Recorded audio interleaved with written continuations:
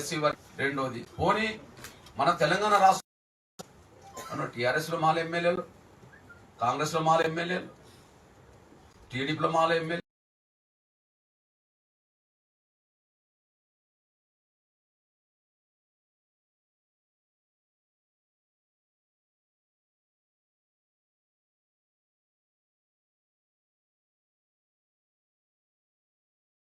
ఏ పార్టీలో ఉన్నా మాల ఎమ్మెల్యేలు కూడా వర్గీకరణ సపోర్ట్ చేశారు.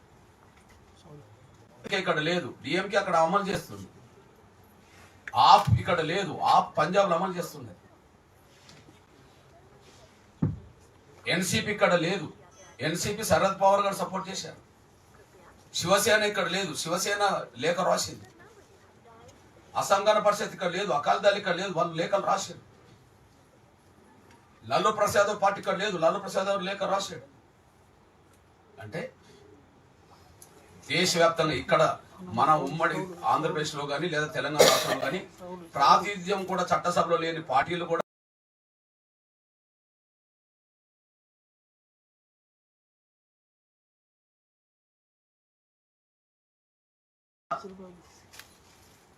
ఇక్కడ one side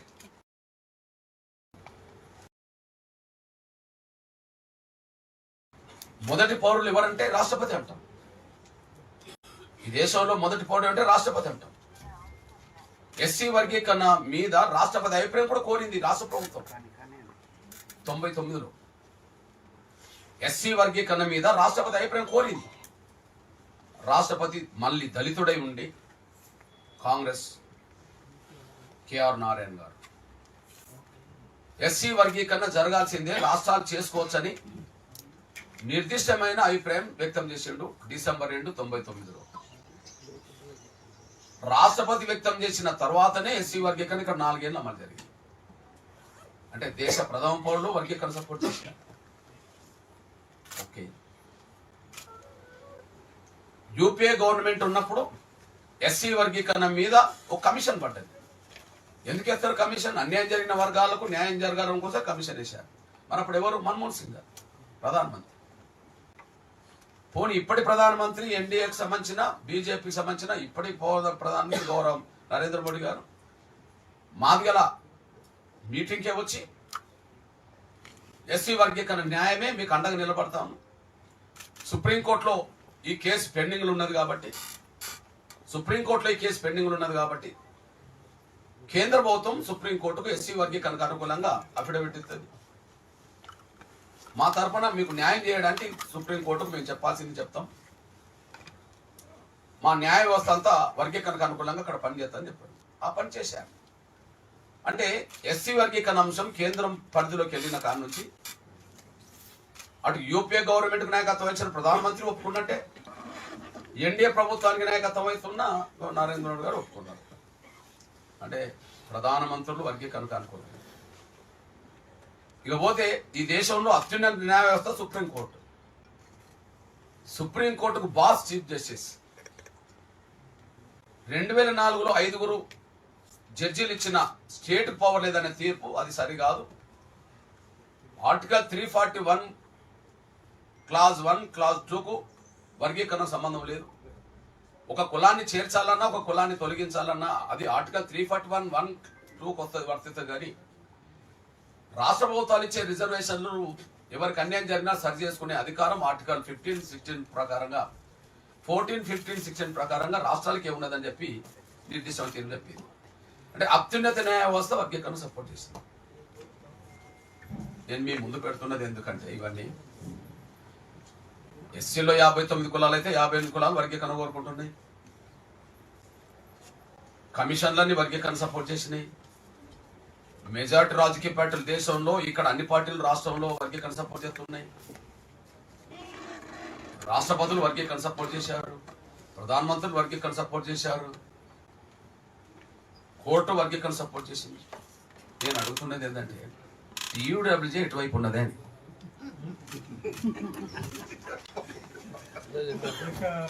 please please please, అది కాదు, ఇది మీడియా ప్రెస్ మాత్రమే. మీరు నన్ను పిలిచారు, నన్నే కాదు ఎవరినైనా పిలుస్తారు, కానీ స్టాండ్ ఏంది? ప్లీజ్ ప్లీజ్ ప్లీజ్, స్టాండ్ తీర్మానం రావనియండి. ఇక ఈ ఉద్యోగుల భాగస్వాములు కానీ ఎందుకు నేను ఈ మాట మాట్లాడుతున్నట్టే, మన తెలుగు నేల మీద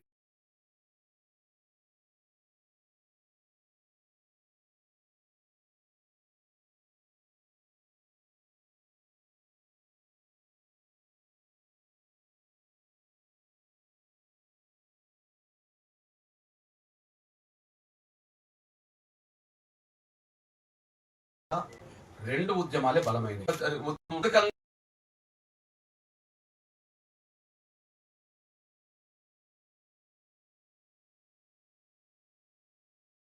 గ్యాప్ ప్రతి సంఘం నువ్వు అటా ఇటా తేల్చుకున్నారు. ఆ లెక్కల్లో టీయూడబ్ల్యూజే కూడా తెలంగాణ రావాల్సిందే సమాఖ్యాంధ్ర నినాదం తప్పు అని లెక్కల్లో టీయూడబ్ల్యూజే కూడా తెలంగాణ రావాల్సిందే సమాఖ్యాంధ్ర నినాదం తప్పు అని చెప్పగలిగింది, ఉద్యమంలో భాగస్వామ్యం కలిగింది, సాధించడంలో భాగస్వామ్యం అయింది. ఇప్పుడు చెప్పాల్సింది ఉద్యమంలో భాగస్వామ్యం కావాల్సింది, సాధించి పెట్టాల్సింది టీయూడబ్ల్యూజే. అది మాత్రం మీ నుంచి కోరుతున్నా. ధన్యవాదాలు. ముందు కోరేది అది నంబర్ 1. అందరు తెలుసుకునే కాడికి వచ్చినప్పుడు మనం కూడా తెలుసుకోవాల్సింది. కాబట్టి ఖచ్చితంగా మొదటి నుంచి సామాజిక న్యాయం వైపు, ప్రజాస్వామిక ఉద్యమాల వైపు, అన్యాయం జరిగిన ఎవరికైనా వాళ్ళ వైపు నిలబడే ఆలోచన వైపు మొదటి నుంచి టీయూడబ్ల్యూజే నిర్దిష్టమైన పాత్ర పోషిస్తుంది కనుక ఇక్కడ కూడా ఒక నిర్దిష్టమైన నిర్ణయంతో ఉద్యోగుల భాగస్వాములు కావాలని, లక్ష్య సాధనను సాధించేంత వరకు ఖచ్చితంగా అందులో ప్రధాన భూమిక పోషించాలని చెప్పి నేను విరహతలకి అన్నకు నేను విజ్ఞప్తి చేస్తున్నాను. నేను రామనారాయణ ఓకే సంఘం. ఇకపోతే ఇప్పుడు ఎందుకు రేపు ఫిబ్రవరి 7న లక్షల డప్పులతో మాదిగల గుండె చప్పుళ్ళు లేదా వర్గీకరణ కోరుకునే వాళ్ళ గుండె చప్పులు 50 కూడా కోట్ల మంది ఆకాంక్షలు. ఎందుకంటే వర్గీకరణను కోరుకుంటున్నది ఇప్పుడు అన్ని వర్గాలు అయిపోయినప్పుడు ఇప్పుడు 1 గంట తర్వాత మళ్ళీ బ్రాహ్మణ వైశ్యుల మద్దతు సమావేశం ఉన్నది. కోట్ల గుంతల ఆకాంక్షలు ఇప్పుడు ఇది. దానికోసం ఫిబ్రవరి 7 నిర్ణయం తీసుకున్నాం. సో ఎందుకు తీసుకోవాల్సి వచ్చింది? బహుశా ఇప్పుడు అన్న చెప్పినట్టుగా ప్రపంచంలో వాయిద్యాలు ఉన్నాయి, మన దేశంలో వాయిద్యాలు ఉన్నాయి, చాలా కులాలకు కూడా వాయిద్యాలు ఉన్నాయి. ఓకే, పురాతన కాలం నుంచి ఉండబడే వాయిద్యం మాదిగలకు డప్పు. మీరు ఈ రూపం రాకముందే మీ రూపాన్ని మేము డప్పు రూపంగా ప్రదర్శించాము. మీడియా అనేది రాకముందు, print and electric media, social media రాకముందు వందల సంవత్సరాల క్రితమే ఈ సమాజానికి సమాచారం అందించిన తొలి జర్నలిస్టు డప్పు కదా. అది సమాచారం అందించింది. సావులకు, బతుకులకు, పండుగలకు, అన్నిటికీ శుభ అశుభ కార్యక్రమాలన్నిటికీ అది తమ పాత్ర పోషించింది. చాటింపు ద్వారా పోషించింది. బహుశా ప్రపంచం మొత్తం మీద వాయిద్యాలు ఉన్నాయి. దేశంలో చాలా కులాల వాయిద్యాలు ఉన్నాయి. కానీ ఇప్పుడు వాయిద్యమే ఒక ఉద్యమంగా మారేది మాత్రం దండోర ద్వారా మాత్రం. వాయిద్యమే ఉద్యమంగా మారేది. మాదిగల ఆకాంక్షలు ఇప్పుడు డప్పు ద్వారానే, ఆ దరువు ద్వారానే ప్రపంచానికి ఆకాంక్షలు తెలియజెప్పాలనే దాని మీదనే 1,00,000 డప్పులు అనుకున్నాం. కానీ అది లక్షలుగా మారింది కాబట్టి జరగబోతుంది. ప్రపంచంలోనే నేను అనుకుంటున్నా మొదటి సాంస్కృతిక ఉద్యమం జరగబోతుంది హైదరాబాద్లో ఇంకొక 10 రోజుల్లో. ఇవాళ 27 10 రోజుల్లో. ఎందుకు చేయాలా? ఇప్పుడు అవసరం ఎందుకు వచ్చింది? సుప్రీంకోర్టు తీర్పు తర్వాత అవసరం రావద్దు. సుప్రీంకోర్టు తీర్పు తర్వాత మేము రోడ్డెక్కే అవసరం రావద్దు. ఎందుకు రావద్దు? సుప్రీంకోర్టు తీర్పు గత తీర్పును రద్దు చేసింది. ఇది అర్థం చేసుకోవాలి. ఎస్సీ రిజర్వేషన్ల వర్గీకరణ 2000 సంవత్సరం నుంచి 2004 నవంబర్ 5 వరకు అమలు జరిగింది. రాష్ట్రపతి 99 డిసెంబర్ 2వ తారీఖు నాడు రాష్ట్ర ప్రభుత్వానికి వర్గీకరణ చేసుకోవచ్చు అని చెప్పి సిఫార్సు చేసినాక ఆ కసరత్తు చేసి కేబినెట్ తీర్మానం చేసి జీవో తీసుకొచ్చింది 2000 సంవత్సరం ప్రారంభంలో. అంటే ఒక నెల తర్వాత అనుకుందాం. 2000 సంవత్సరం నుంచి 2004 నవంబర్ 5 వరకు వర్గీకరణ అమలు జరిగింది. కానీ రాష్ట్ర ప్రభుత్వాలకు అధికారం లేదని చెప్పి ఆనాడు 5 జడ్జీలు దాన్ని పక్కకు పెడితే ఆ తీర్పే తప్పని చెప్పి ఆ జీవోను పునరుద్ధరించింది. మళ్ళా ఇప్పుడు ఆ తీర్పును పక్కకు పెట్టింది కదా, అంతకంటే పై పెంచి 5 జడ్జీలతో కూడిన రాజ్యాంగ ధర్మాసనం వర్గీకరణను తప్పు పట్టింది. అంటే స్టేట్ పవర్ లేదని తప్పు పట్టింది టెక్నికల్గా. మరి మొన్న జడ్జిమెంట్ ఏం చెప్పింది? లేదా తీర్పు కరెక్ట్ కాదు, ఆర్టికల్ 341కు దీనికి సంబంధం లేదు, ఒక కులాన్ని తొలగించలేదు, 59 కులాల నుంచి ఒక కులాన్ని తొలగించలేదు, లేదా 59 కులాల్లో ఇంకో కులాన్ని తీసుకొచ్చి కలపలేదు, కాబట్టి స్టేట్ పవర్ ఉన్నమాట వాస్తవం అని చెప్పేసింది. అంటే ఇప్పుడు ఏ చట్టం పునరుద్ధరించబడ్డట్టు? అంతకుముందున్న వర్గీకరణ చట్టం రద్దయిన చట్టం పునరుద్ధరించబడ్డది, ఆటోమేటిక్గా పునరుద్ధరించబడాలి. ఎగ్జాంపుల్, తమిళనాడులో గట్లనే పునరుద్ధరించబడ్డది, వర్గీకరణ అమలు జరుగుతుంది. పంజాబ్లో గట్లనే పునరుద్ధరించబడ్డది, వర్గీకరణ అమలు జరుగుతుంది ఇప్పటికీ. హర్యానాలో అంతకుముందు లేని ఇప్పుడు మళ్ళీ వర్గీకరణ అమలు చేస్తుండ్రు. 10 రోజుల్లో కంటేశారు, 10 రోజులు రిపోర్ట్ తెచ్చుకున్నారు, వర్గీకరణ మొదటి క్యాబినెట్లోనే అమలు చేస్తున్నారు. మరి ఇక్కడ సుప్రీంకోర్టు తీర్పు ప్రకారంగా అంతకుముందున్న చట్టం పునరుద్ధరించబడ్డది. దానికి అనుగుణంగా రేవంత్ రెడ్డి గారు కూడా మాట్లాడారు. ఏం మాట్లాడాడు? భారతదేశంలోనే అన్ని రాష్ట్రాల కంటే ముందు తెలంగాణలో అమలు చేస్తాము అని అన్నాడు. ఇది బయట మాట్లాడింది కాదు కదా, శాసనసభలోనే మాట్లాడింది కదా, బయట శాసనసభలో మాట్లాడింది కదా. రెండోది, అంతకుముందున్న నోటిఫికేషన్లో కూడా వర్గీకరణ వర్తింపజేస్తుందని కూడా చెప్పేశాడు. రద్దయిన చట్టంలో అంతకుముందున్న నోటిఫికేషన్లు కూడా వర్తింపజేసిండ్రు. ఎగ్జాంపుల్, గత చంద్రబాబు నాయుడు గారు ప్రభుత్వం 2000 సంవత్సరంలో చట్టం తెచ్చింది అనుకుందాం వర్గీకరణ. 99లో నోటిఫికేషన్లు వచ్చినాయి వాటికి కూడా, 98లో నోటిఫికేషన్లు వచ్చిన వాటికి కూడా ఆ 2000 సంవత్సరంలో వర్తింపజేశారు. అప్పటికి ఉద్యోగుల ప్రక్రియ ఎక్కడ మిగిలినా ఆ మిగిలిన దానికి చట్టం వర్తింపజేశారు. రేవంత్ రెడ్డి గారికి అదే మాట అన్నాడు, దానికి ఆర్డినెన్స్ చేసుకొస్తామని చెప్పేశాడు. అంటే 3 మాటలు. నంబర్ 1, భారతదేశంలో అందరికంటే ముందు అమలు చేస్తామని మాట. రెండోది, గత నోటిఫికేషన్లు కూడా వర్గీకరణ వర్తింపజేస్తా అన్నమాట. మూడోది, ఆర్డినెన్స్ తీసుకొస్తా అన్నమాట. ఈ 3 మాటలకు కట్టుబడి ఉంటే మళ్ళీ మేము రోడ్ ఎక్కాల్సిన అవసరం వచ్చేది కాదు. ఈ 3 మాటలకు కట్టుబడి ఉంటే మేము రోడ్ ఎక్కాల్సిన అవసరం లేదు. కానీ వ్యక్తిగతంగా రేవంత్ రెడ్డి గారు వర్గీకరణకు అనుకున్నాం. ఇది 100% సాక్ష్యం. మేము ఢిల్లీలో మీటింగ్ పెట్టినా వర్గీకరణ మీటింగ్లో పాల్గొన్నాడు. మేము ఢిల్లీలో జంతర్ మంతర్ వద్ద ధర్నా చేస్తే ధర్నాలో పాల్గొన్నాడు. మేము హైదరాబాద్లో ధర్మయుద్ధ సభ పెడితే హైదరాబాద్ ధర్మయుద్ధ సభలో కూడా పాల్గొన్నాడు. ఎక్కడికి వచ్చినా వర్గీకరణ జరగాల్సిందే అని చెప్పి మాట్లాడాడు. అట్లాంటి వ్యక్తే సీఎం అయిండు. సీఎం అయిన వెంటనే తను అసెంబ్లీలో మాట్లాడిండు. భారతదేశంలో సుప్రీంకోర్టు తీర్పు మీద శాసనసభలో మొట్టమొదటి స్పందించింది కూడా రేవంత్ రెడ్డి గారు. ఏ ముఖ్యమంత్రి స్పందించకముందు ముఖ్యంగా శాసనసభలో స్పందించాడు. మరి ఉద్యమ కాలంలో ఆయన ముఖ్యమంత్రి కాకముందు మాకు అండగా ఉన్న వ్యక్తి, ముఖ్యమంత్రి అయి అందరికంటే ముందు హామీ ఇచ్చిన వ్యక్తి అమలు చేస్తాడని ఎదురు చూస్తాం కదా. అట్లా మేము 2.5 నెలలు ఎదురు చూసాం. ఒక్క స్టేట్మెంట్ కూడా ఆయనకు వ్యతిరేకమే ఇవ్వలే. ఆశతో ఎదురు చూసాం, ఎందుకంటే గతంలో ఉద్యమంలో పాల్గొన్నాడు. అదే సమయంలో అందరికంటే ముందు చేస్తా అన్నాడు కాబట్టి ఆయనకు టైం ఇచ్చి తెచ్చుకుందాంలే అని చెప్పి అనుకున్నాం. కానీ అక్కడనే ఆయనను బ్రేక్లు వేశారు. రేవంత్ రెడ్డి గారు మరింత ముందుకెళ్లకుండా, స్పీడ్గా ముందుకెళ్లకుండా బ్రేక్లు వేశారు. ఆయన అన్న మాటకు విరుద్ధంగా కొంత మాలలు ఒత్తిడి తీసుకొచ్చేశారు. ఎగ్జాంపుల్, అందరికంటే ముందు అమలు చేస్తామన్న వెంటనే కాంగ్రెస్ పార్టీలో 2 కుటుంబాలు బలంగా ఉన్నాయి. ఒకటి మల్లు కుటుంబం, 2 వెంకటస్వామి కుటుంబం. ఒకరు డిప్యూటీ సీఎం హోదాలో ఉన్నారు, ఒకరేమో వాళ్ళ అన్న ఎంపీ ఉన్నారు. ఇక్కడ వెంకటస్వామి కుటుంబంలో 3 ఉన్నారు. 2 ఎమ్మెల్యేలు ఉన్నారు, అన్నదమ్ములు, వాళ్ళ కొడుకు ఎంపీ ఉన్నారు. వీళ్లకు జాతీయ స్థాయి కాంగ్రెస్ పార్టీలో పలుకుబడి ఉన్నాయి. వీళ్ళు వెంటనే అక్కడికి వెళ్ళారు. రేవంత్ రెడ్డి గారు అసెంబ్లీలో ఇట్లా మాట్లాడిండు, మీరు దాన్ని ఆపకుంటే మేము ఇబ్బంది పడతామని చెప్పి ఏదో రకంగా వాళ్ళకు ఉండబడే రాజకీయ పలుకుబడి ఏదైతే ఉన్నదో, ముఖ్యంగా మల్లికార్జున ఖర్గే దగ్గరికి వెళ్ళి ఆయన మాల కాబట్టి ఒత్తిడి తీసుకొచ్చారు. ఆ ఒత్తిడికి తనేం చేసిండు, తను బయటపడకుండా, దాన్ని బయటపడలేడు. ఎందుకు పడలేదంటే ఎస్సీ వర్గీకరణకు అనుకూలంగా SC ST డిక్లరేషన్ చేసింది చేవెళ్లలో మల్లికార్జున ఖర్గే అధ్యక్షుని హోదాలోనే. కాబట్టి వర్గీకరణకు అనుకూలంగా తీర్పు వచ్చినాక దాన్ని అమలు చేయొద్దని చెప్పి ఆయన నోటు నుంచి అనకుండా వెంటనే రంగం మీకు తీసుకొచ్చింది ఎవరిని? కేసీ వేణుగోపాల్ రంగం తీసుకొచ్చారు. కేసీ వేణుగోపాల్ గారు ఏం ప్రకటన చేశారు ఢిల్లీ నుంచి?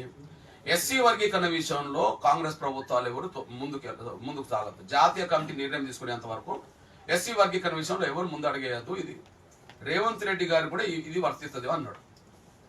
దేశంలో వాళ్ళకు ఉన్న ప్రభుత్వాలే 3, ఇది రేవంత్ రెడ్డి గారికి వర్తిస్తాను అన్నాడు. రేవంత్ రెడ్డి గారికి ఎందుకు వర్తిస్తా అన్నాడు? అందరికంటే ముందు ఈయన చేస్తా అన్నాడు కాబట్టి. ఓకే, నేను కేసీ వేణుగోపాల్ గారిని అడుగుతున్నా ఈ దీని ద్వారా, అది మీ వ్యక్తిగత అభిప్రాయమా, అధిష్టానం నిర్ణయమా, మీ మాట? కానీ మీ ప్రభావం అయితే కనిపించింది ఇక్కడ. ఎందుకంటే కాంగ్రెస్ అధిష్టాన నిర్ణయమే కాకపోతే సూత్రరీత్యా కాంగ్రెస్ పార్టీ వర్గీకరణకు అనుకూలమని మేము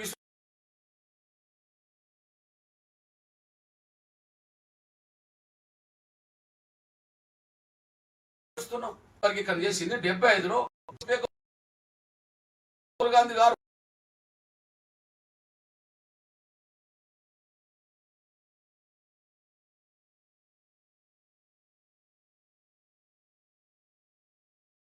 రాహుల్ గాంధీ గారు యూపీఏ పార్టీలన్నిటితో ఒప్పించి వర్గీకరణకు అనుకూలంగా నిర్ణయం తీసుకుంటామని చెప్పిండు కదా. గద్వాల సభలో ఎస్సీ వర్గీకరణకు అనుకూలంగా ఆయన ఓపెన్ స్పీచ్ ఇచ్చిండు కదా, పెట్టింది కదా, డిక్లరేషన్ చేసింది కదా. రాహుల్ గాంధీ గారు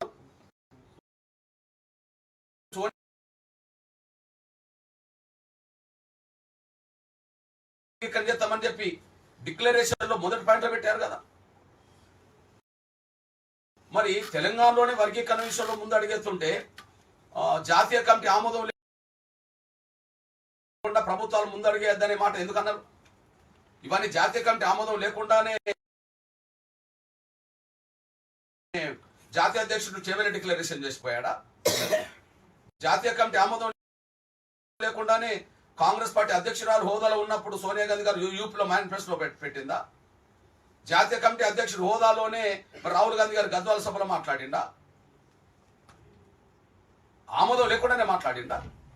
అంటే ఏదో రకంగా ఎస్సీ వర్గీకరణ అంశాన్ని జాప్యం చేసి ఆ జాప్యం జరిగినంత కాలం అసెంబ్లీలో ఇచ్చిన మాటకు విరుద్ధంగా ఆయన రేవంత్ రెడ్డి గారు పాలన కొనసాగిస్తాడు. దానికి సాక్ష్యం ఏంటిది? మీ అందరూ తెలుసు. ముందు ఒక కమిటీ అన్నట్టు మేము కమిటీని స్వాగతించాం.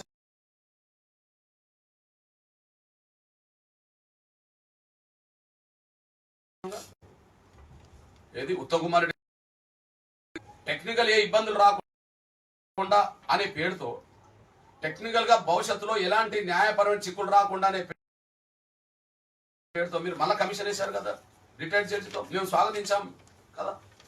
మరి కమిటీ వేసి కమిషన్ వేసి ఆ రిపోర్ట్ రాకముందే మీరు ఇచ్చిన మాటకు విరుద్ధంగా ఎట్లా ఉద్యోగాలు భర్తీ చేస్తున్నారు? మీరు ఏ మాట ఇచ్చారు?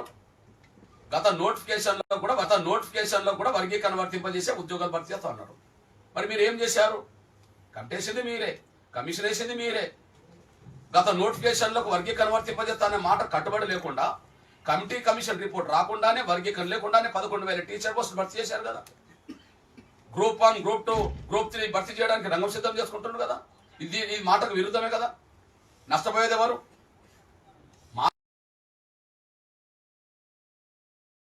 లబ్ధి పొందుతారు. మాదిగలతో పాటు మిగతా 57 కులాలు అనుకూలమైన పొందుతారు. మాదిగలతో పాటు మిగతా 57 కులాలు అనుకూలమని చెప్పడానికి 10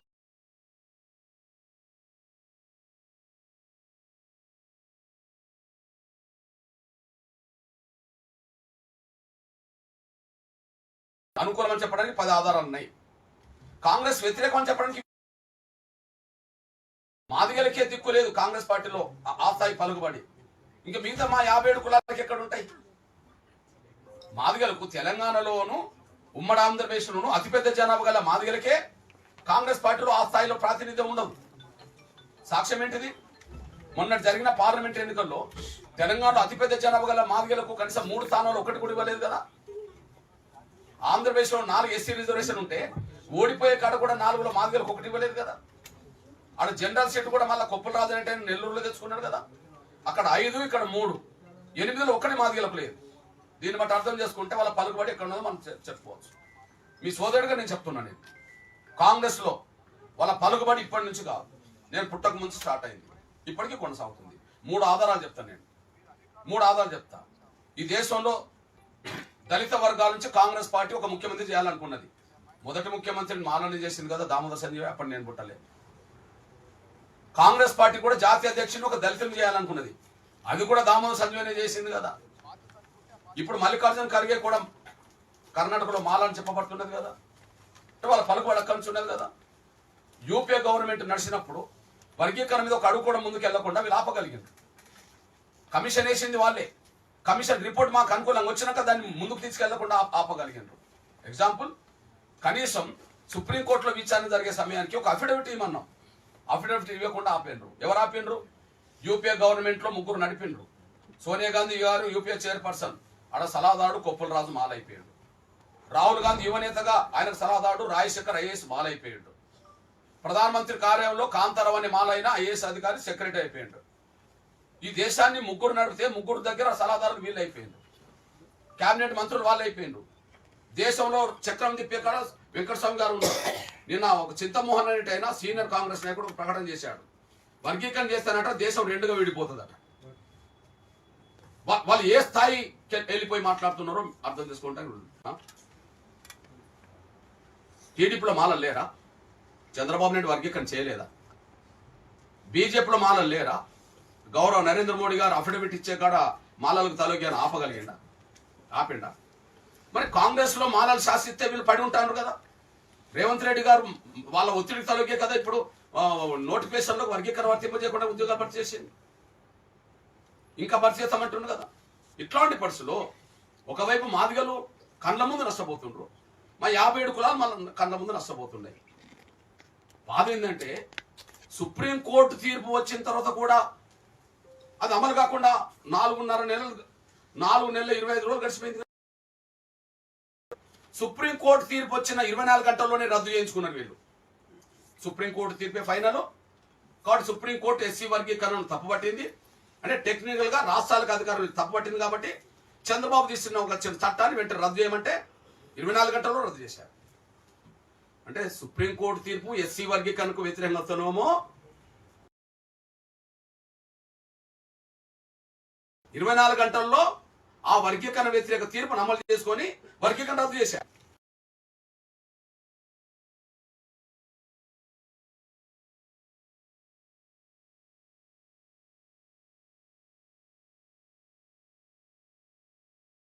వాళ్ళు ఎంత పలుకుబడి 2004లో కాంగ్రెస్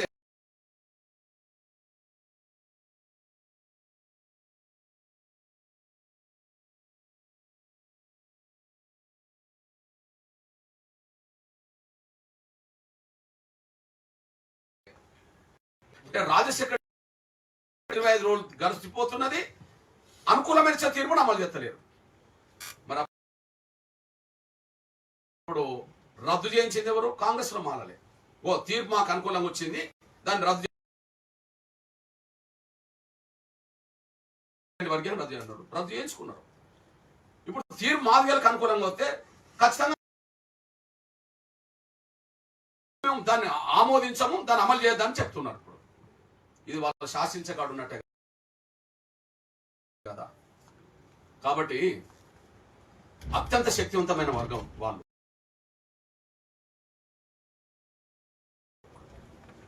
మాదిగలు కానీ మా 57 కులాలకు సంబంధించిన వాళ్ళు కానీ, మాదిగల్లో కొంత గొంతు ఉండవచ్చు, మాదిగల్లో కొంత శక్తి ఉండవచ్చు, మాట్లాడడానికి కొంత జనం ఉండవచ్చు. మిగతా 57 కులాల పరిస్థితి అది కూడా లేదు కదా. ఇది వాస్తవమే కదా. అందరికైతే న్యాయం జరగాలి కదా. మా జనాభా కంటే మేము మించుకు తీసుకుంటాం. ఇప్పుడు వర్గీకరణ తెలంగాణ అడ్డుకోవడానికి లాస్ట్ పాత్ర లగడపాటి పాత్ర మన అందరికీ మనసులో ఉన్నదా లేదా? మనందరికి తెలుసు. డిసెంబర్ 9, 2009 తెలంగాణకు అనుకూలంగా పార్లమెంట్ లో ప్రకటన వచ్చింది. అప్పుడు మనం నేను జయశంకర్ గారు నిమ్మరసం వచ్చా కేసీఆర్ గారు ఆ ప్రకటన ప్రకటనను మళ్ళీ వెనుకకు నెట్టేసింది డిసెంబర్ 23. అంటే మనకు అనుకూలంగా ప్రకటన వచ్చిన వెంటనే దాన్ని మళ్ళీ వెనుకకు నెట్టేసే పాత్ర పోషించింది సీమాంధ్రలో ఒక కృత్రిమ ఉద్యమం వచ్చి లేచాడు. డిసెంబర్ 23 మళ్ళీ తెలంగాణ ప్రకటన వెనుకకు పోయిన కానుంచి మళ్ళీ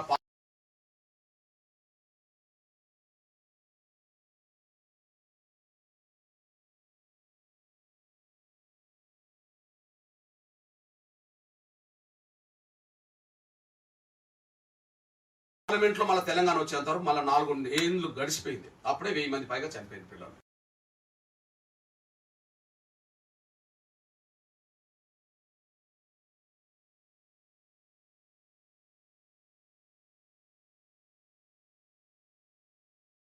డిసెంబర్ 23 2 వారాల్లోనే ఆర్థిక శక్తి అడ్డం పడుతుంది. మాకు తెలంగాణ రాష్ట్ర ఏర్పాటుకు సీమాంధ్ర రాజకీయ పెట్టుబడిదారు వర్గం ఎట్లయితే అడ్డం పడ్డదు,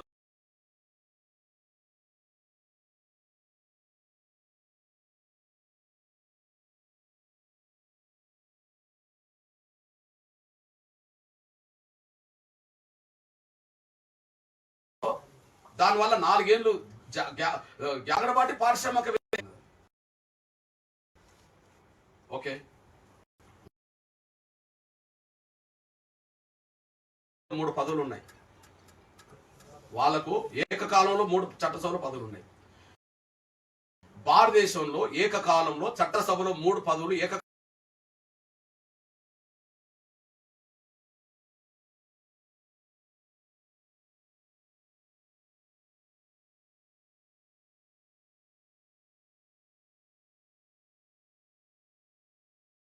పొందేంత శక్తి కాంగ్రెస్ లో 3కే ఉన్నాయి. కాలంలో చట్టసభ తీసుకొస్తున్నాం. రాజస్థాన్ లో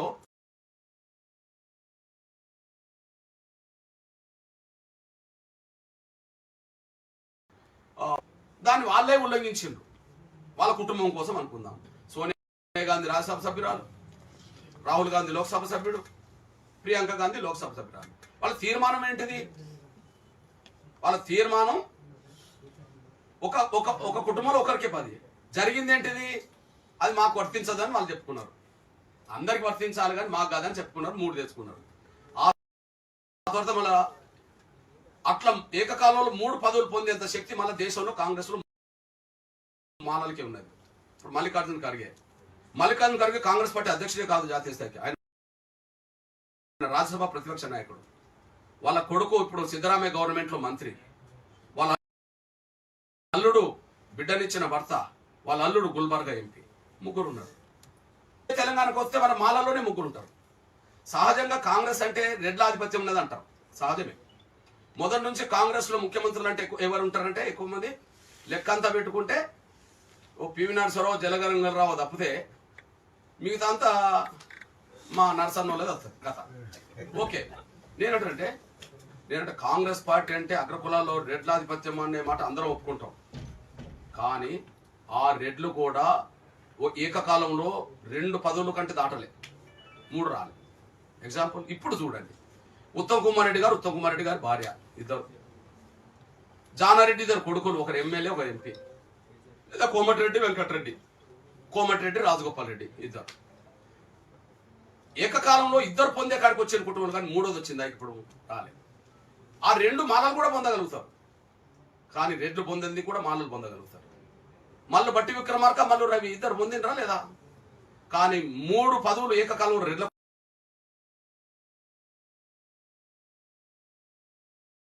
ఎప్పుడే కొడుకే కాదు. పెద్దపల్లి ఎంపీ ఎవరు?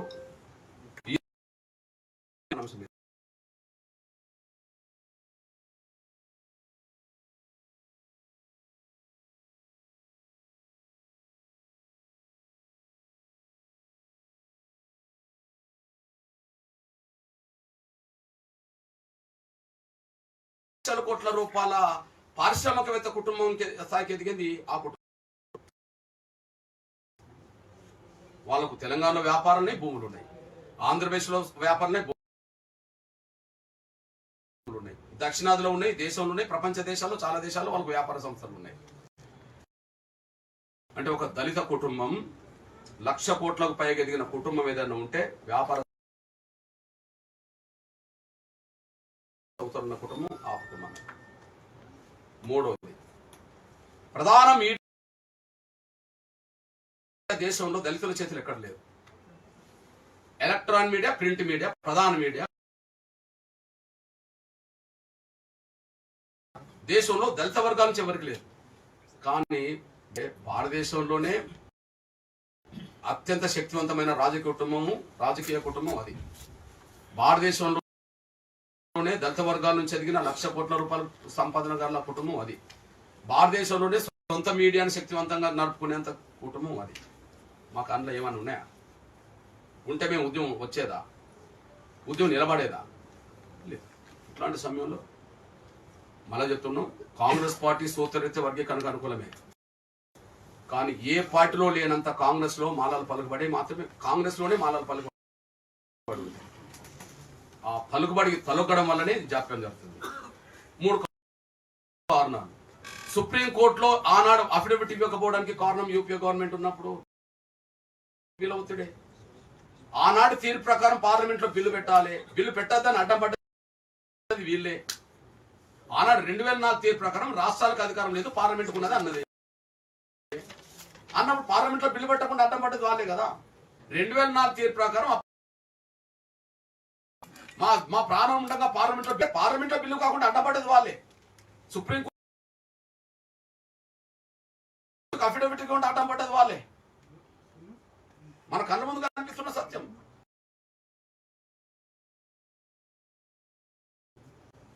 ఇప్పుడు అడ్డం పడుతున్నది వాళ్ళే. ఇట్లాంటి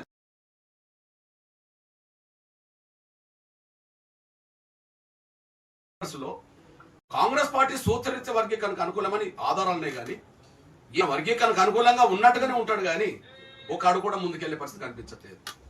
ఆ స్థాయిలో శాసిస్తున్నారు. లక్షల డప్పుల గుండె చప్పుల అన్ని వర్గాల మద్దతు ఉన్నది కాబట్టి కోట్ల మంది ఆకాంక్షలు అనే పేరుతో ఒక మహత్తరమైన సాంస్కృతిక కార్యక్రమం జరగబోతుంది. ఆ కార్యక్రమం అనేది వర్గీకరణ తక్షణం అమలు చేయించు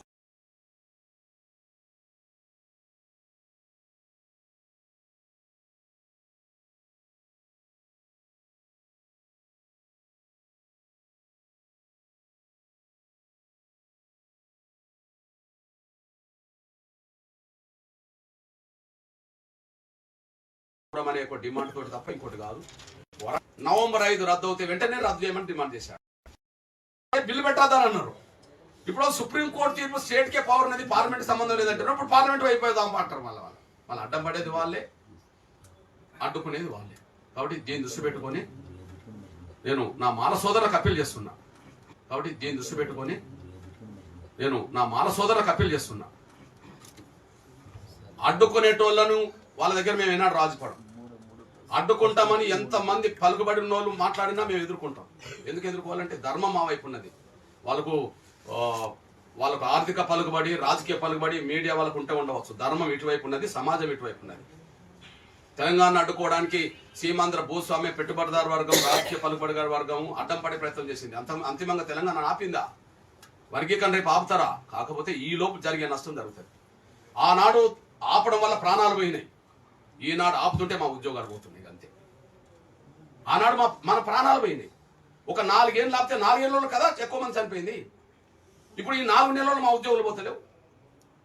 ఆనాడు ప్రాణాలు ఎందుకు పోయినాయి? ఇక తెలంగాణ రాదేమోనని చెప్పి డౌట్ పడ్డ ప్రతిసారి, ఆత్మస్థైర్యం కోల్పోయిన ప్రతిసారి పిల్లలు ఆత్మహత్యలు చేసుకున్నారు. కానీ ఇక్కడ ఎంఆర్పిఎస్ ఉద్యమంలో ఒక జరిగింది ఏంటంటే, ఎన్ని అడ్డంకులు వచ్చినా మేము ఇప్పుడు ఆత్మస్థైర్యం కోల్పోలేదు కాబట్టి ఆత్మహత్యలు పేరలేదు. ఆనాడు అడ్డం పడ్డ ప్రతిసారి ఆవేదన పెరిగిన యువతలో నిరాశ నిస్పృహ వచ్చిన సందర్భంలో ఇక రాదేమోనని చెప్పి ఆవేదన పెరిగి ఆత్మహత్యలు చేసుకున్నారు. కానీ ఇక్కడ ఆకాంక్షను ఉన్నదే కానీ మేము ఎప్పుడు కూడా నిరాశ నిస్పృహలోకి వెళ్ళలేదు కాబట్టి, ఆత్మస్థైర్యం కోల్పోలేదు కాబట్టి ఇక్కడ ఆత్మహత్యల వైపు ఎంఆర్పిఎస్ ఉద్యమం మా కార్యకర్తలు ఎక్కడ మేము పోనీయలేదు. ఇది మీకు అన్నముందు సాధ్యం. ఆత్మస్థైర్యంతో ఉద్యమం నడుపుతున్న పరిస్థితి కనిపిస్తున్నది. కానీ మా ఉద్యోగాలు పోతున్నాయి కదా. ఆనాడు ప్రాణాలు పోయినాయి, ఈనాడు ఉద్యోగాలు పోతున్నాయి. ఇప్పుడు 11,000 టీచర్ పోస్టులో 1,650 టీచర్ పోస్టులు ఎస్సీలు ఉన్నాయి. అందులో 70-75% మిగిలిన 50 మాదిగలతో పాటు 57 కులాలకు రావాలి. వాళ్ళకి 25% రావాలి. 25% రావాల్సిన వాళ్ళు 75% తీసుకున్నారుగా. మొన్న టీచర్ పోస్టుల భర్తీ కాడ. అంటే అర్థమైంది అందరు అవకాశాలు వాళ్ళు కొల్లగొట్టినట్టే కదా. అంటే మా ప్రాణాలు పోతలేవు, పోడగొట్టుకోము మేము. ఎందుకంటే మేము ఆత్మస్థైర్యం కోల్పోతే కదా ఆత్మహత్యల వైపు వెళ్ళేది. మేము అది లేం. కానీ ఉద్యోగాలు పోతున్నాయి మాకు అన్న ముందే. సుప్రీంకోర్టు తీర్పు అనుకూలంగా వచ్చిన తర్వాత కూడా మా ఉద్యోగాలు పోతుంటే మేము చూస్తూ ఊరుకోలేము కదా. ఆ చూస్తూ ఊరుకోలేమని చెప్పి మేము అన్న రోడ్లెక్కి వేరే తిరుగు చేస్తున్నామా? మీరు చూడండి, ఇప్పుడు మన పరేడ్ గ్రౌండ్ లో ఏం మీటింగ్ పెట్టిండ్రు? ఆ మీటింగ్ పేరేంటిది? మాలల సింహగర్జన.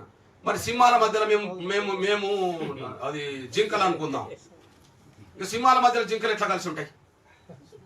ఇప్పుడు ఐక్యత అంటాను.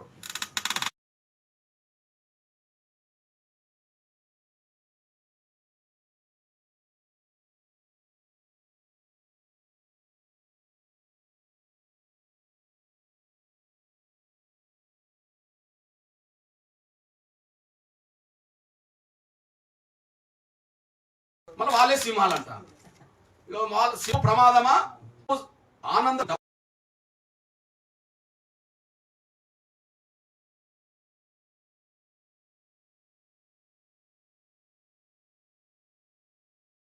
మా ఆకాంక్ష చాటడానికి మా గొంతు సరిపోతలేదు, మా డప్పు ద్వారానన్నా ప్రపంచానికి ఆవేదన చాటాలని చెప్పి సమాజానికి ఉపయోగపడే డప్పునే మళ్ళీ ఉద్యమానికి మలుస్తున్నాం. కానీ వాళ్ళకి ఇక ఎవరి మద్దతు లేదు కాబట్టి ఇక కర్రలను బాకులు తీసుకొస్తామని వాళ్ళు అంటారు. వాళ్ళకి మద్దతు ఎవరు లేరు. ఎట్లా అంటే విచక్షణ కోల్పోతుండ్రు వాళ్ళు. మేము విచక్షణ నిన్నట్టు కోల్పోలేదు. నా పాత్రికా మిత్రులారా ఒక్కసారి చూడండి, ఎప్పుడన్నా అన్యాయం గురైంది మేమే కదా, ఆవేదన మాకే ఉన్నది కదా, సాధించుకునే పట్టుదల మాకే ఉన్నది కదా. ఎప్పుడన్నా వేదికల మీద తొడలు కొట్టామా? వాళ్ళు తొడలు కొడుతుండ్రు కదా. ఎప్పుడన్నా మీసాలు దూవామా?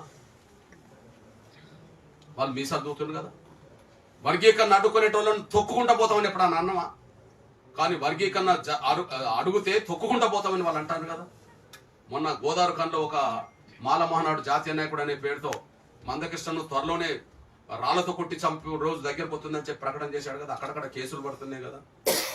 అంటే వాళ్ళు ఎటువైపోతుంది? విచక్షణ కోల్పోతాను. విచక్షణ కోల్పోయి మీసాలు దూతుండ్రు, తొడలు కొడుతుండ్రు, తొక్కుకుంటా పోతాం అంటారు, అవసరం చంపుతామంటారు. ఇక ఉద్యమాన్ని నిలబెట్టాల్సింది, కాపాడాల్సింది, దాన్ని విజయం వైపు నడిపించి మాదిగా మా 57 కులాల బిడ్డలకు భవిష్యత్తుని ఇవ్వాల్సింది TUWJ అనే విషయం కూడా మీరు తీసుకుంటున్నాను. దానికి ఆ పాత్ర పోషించాలని కోరుతున్నాను. ధన్యవాదాలు. థ్యాంక్ యూ అన్నగారు. ఇప్పుడు చాలా స్పష్టంగా వారి ఉద్యమ కార్యాచరణని కృష్ణన్న మీకు వివరించారు. ఎక్కడ బహుశా ఎలాంటి సందేహం కూడా మిగిల్చలే. ఏమైనా క్వశ్చన్ అడుగుదామని ఏం అడగాలనే సందిగ్ధంలో మా వాళ్ళు ఉన్నారు. MRPS ఉద్యమం కొంచెం ఊపందుకుంది. మందకృష్ణ మాదిగ గారు నిర్వహిస్తున్న ఉద్యమానికి బాగా ఆదరణ పెరుగుతుంది అనడానికి ఈ 3 నెలలలో మేము గమనించింది ఏంటంటే, గత మీట్ ద ప్రెస్లో 4 కెమెరాలు 30 మంది జర్నలిస్టులు వచ్చారు. ఇవాళ 22 కెమెరాలు 45 మంది జర్నలిస్టులు హాజరయ్యారు ఈ మీటింగ్కి. అంటే వారికి ఉద్యమం కూడా ఆ స్థాయిలో వెళ్తున్నందునే వాళ్ళ మీడియా కూడా వారికి మరి వెనుక ఉందనడానికి వారికి మీడియా ప్రెస్ మొదలైన మేము భావిస్తున్నాం. ఇప్పుడు క్వశ్చన్ ఆన్సర్కి మనము స్టార్ట్ చేద్దాం. ముందుగా మీకు మైక్ ఇస్తారు, మీ పేరు చెప్పి మీ ఆర్గనైజేషన్ పేరు చెప్పి స్టార్ట్ చేయాలి.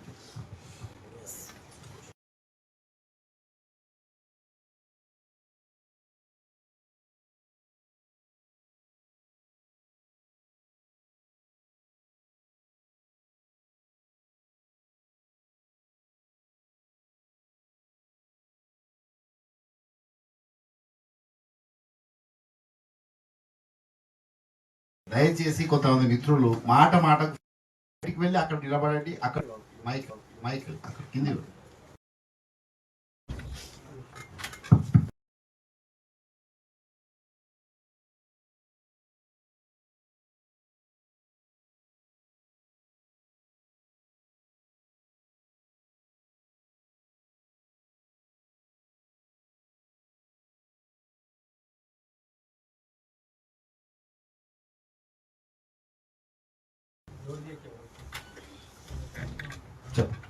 అన్న, నా పేరు మధు, RTV నుంచి.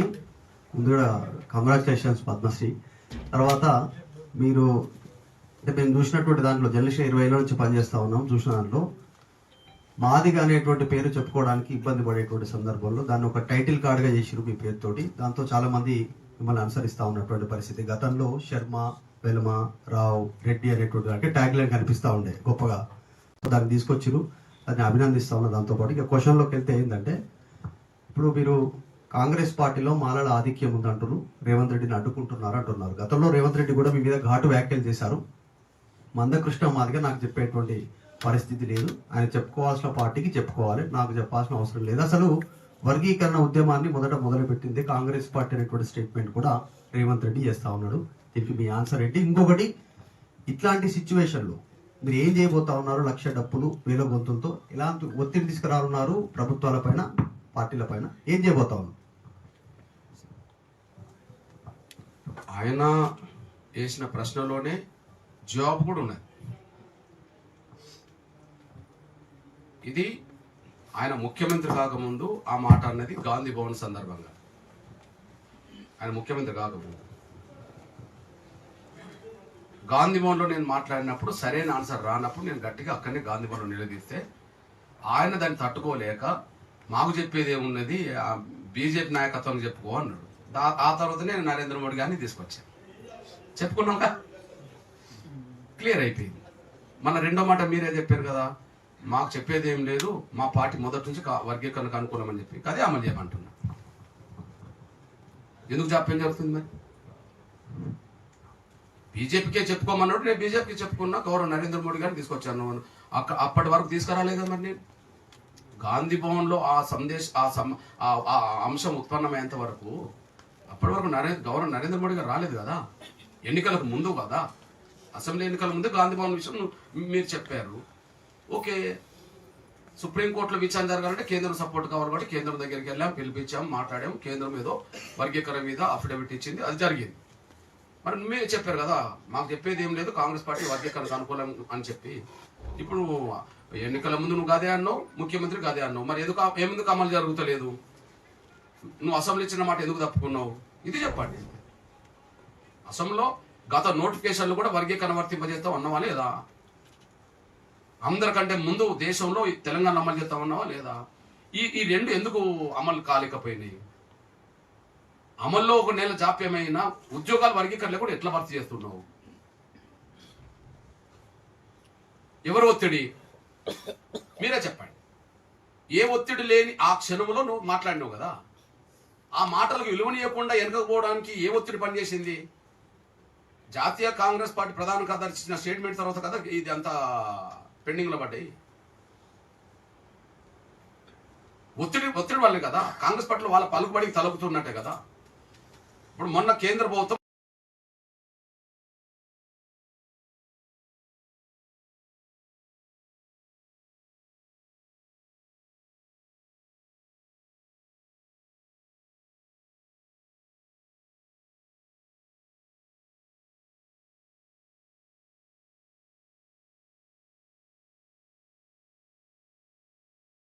అఫిడవిట్ ఇచ్చింది వర్గీకరణకు అనుకూలంగా సుప్రీంకోర్టులో. మరి 2004 ఇవ్వలేదు కదా. ఆనాడు రిపోర్ట్ ప్రకారంగా పార్లమెంట్లో బిల్లు పెట్టాలి, బిల్లు పెట్టొద్దని అడ్డం పడ్డది వీళ్ళే కదా, వాళ్ళ మాటకి విలువనిచ్చారు కదా. ఇప్పుడు సుప్రీంకోర్టు తీర్పును మేము ఆమోదించమని ఒకవైపు వీళ్ళు మాట్లాడుతున్నారు లేదా, తీర్పుని ఆమోదించమన్నప్పుడు వర్గీకరణ వ్యతిరేకించినట్టే కదా. మరి వర్గీకరణ వ్యతిరేకించిన వాళ్ళ పట్ల ఏం చర్య తీసుకున్నారు? నేను ఒక మాట అడుగుతున్నా.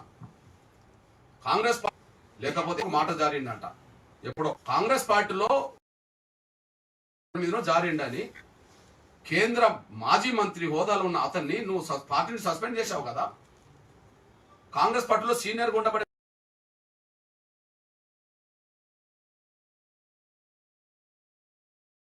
బక్క జడ్సన్ ఏదో అన్నాడు అని చెప్పి వరంగల్ అతను ఆయన సస్పెండ్ చేశారు కదా, మాదిగోళ్ళు ఇద్దరిని. ఒక ఆయన సీనియర్ కార్యకర్త నాయకుడు, ఒక ఆయన కేంద్ర మంత్రి హోదాలు పనిచేశారు. మరి మీరు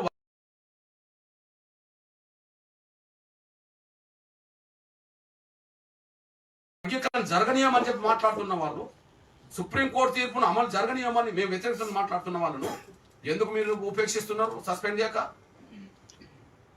కాంగ్రెస్ పార్టీ మేనిఫెస్టో పెడతారు మీరు. వర్గీకరణ జరగనీయమంటే మేనిఫెస్టోకి వ్యతిరేకం కాదా? జాతీయ పార్టీ అధ్యక్షుడు ఖర్గే గారు డిక్లరేషన్ చేస్తాడు, మరి వర్గీకరణ జరగాల్సిందే అని చెప్పి మాట్లాడతాడు. మరి రాహుల్ గాంధీ గారికి వ్యతిరేకంగా మాట్లాడినట్టు కాదా వర్గీకరణ అడ్డుకోవడం అంటే? మీరు రాహుల్ గాంధీకి వ్యతిరేకంగా మాట్లాడినా గారు ఒక మాట అంటే మాత్రం సస్పెండ్ చేస్తారు మాదిగొల్లం, ఓ పక్కా జడ్సన్ సస్పెండ్ చేస్తారు మాదిగొల్లం. పార్టీ తీర్మానాలకు వ్యతిరేకంగా, మేనిఫెస్టోలకు వ్యతిరేకంగా, అసెంబ్లీ తీర్మానాలకు వ్యతిరేకంగా, మీ హామీలకు వ్యతిరేకంగా అదే పార్టీలో మాలలు అడ్డం పడుతుంటే, బహిరంగ మాట్లాడుతుంటే మీరు మౌనం వహిస్తున్నారంటే వాళ్ళు మిమ్మల్ని శాసిస్తున్నారని కాదా?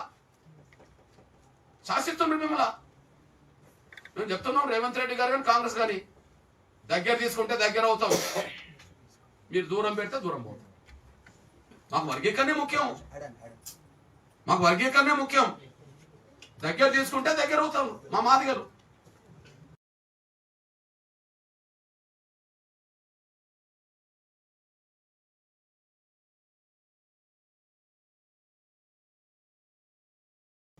మా మిగతా 57 కులాలు దూరం కొడితే ఏం చేస్తారండి?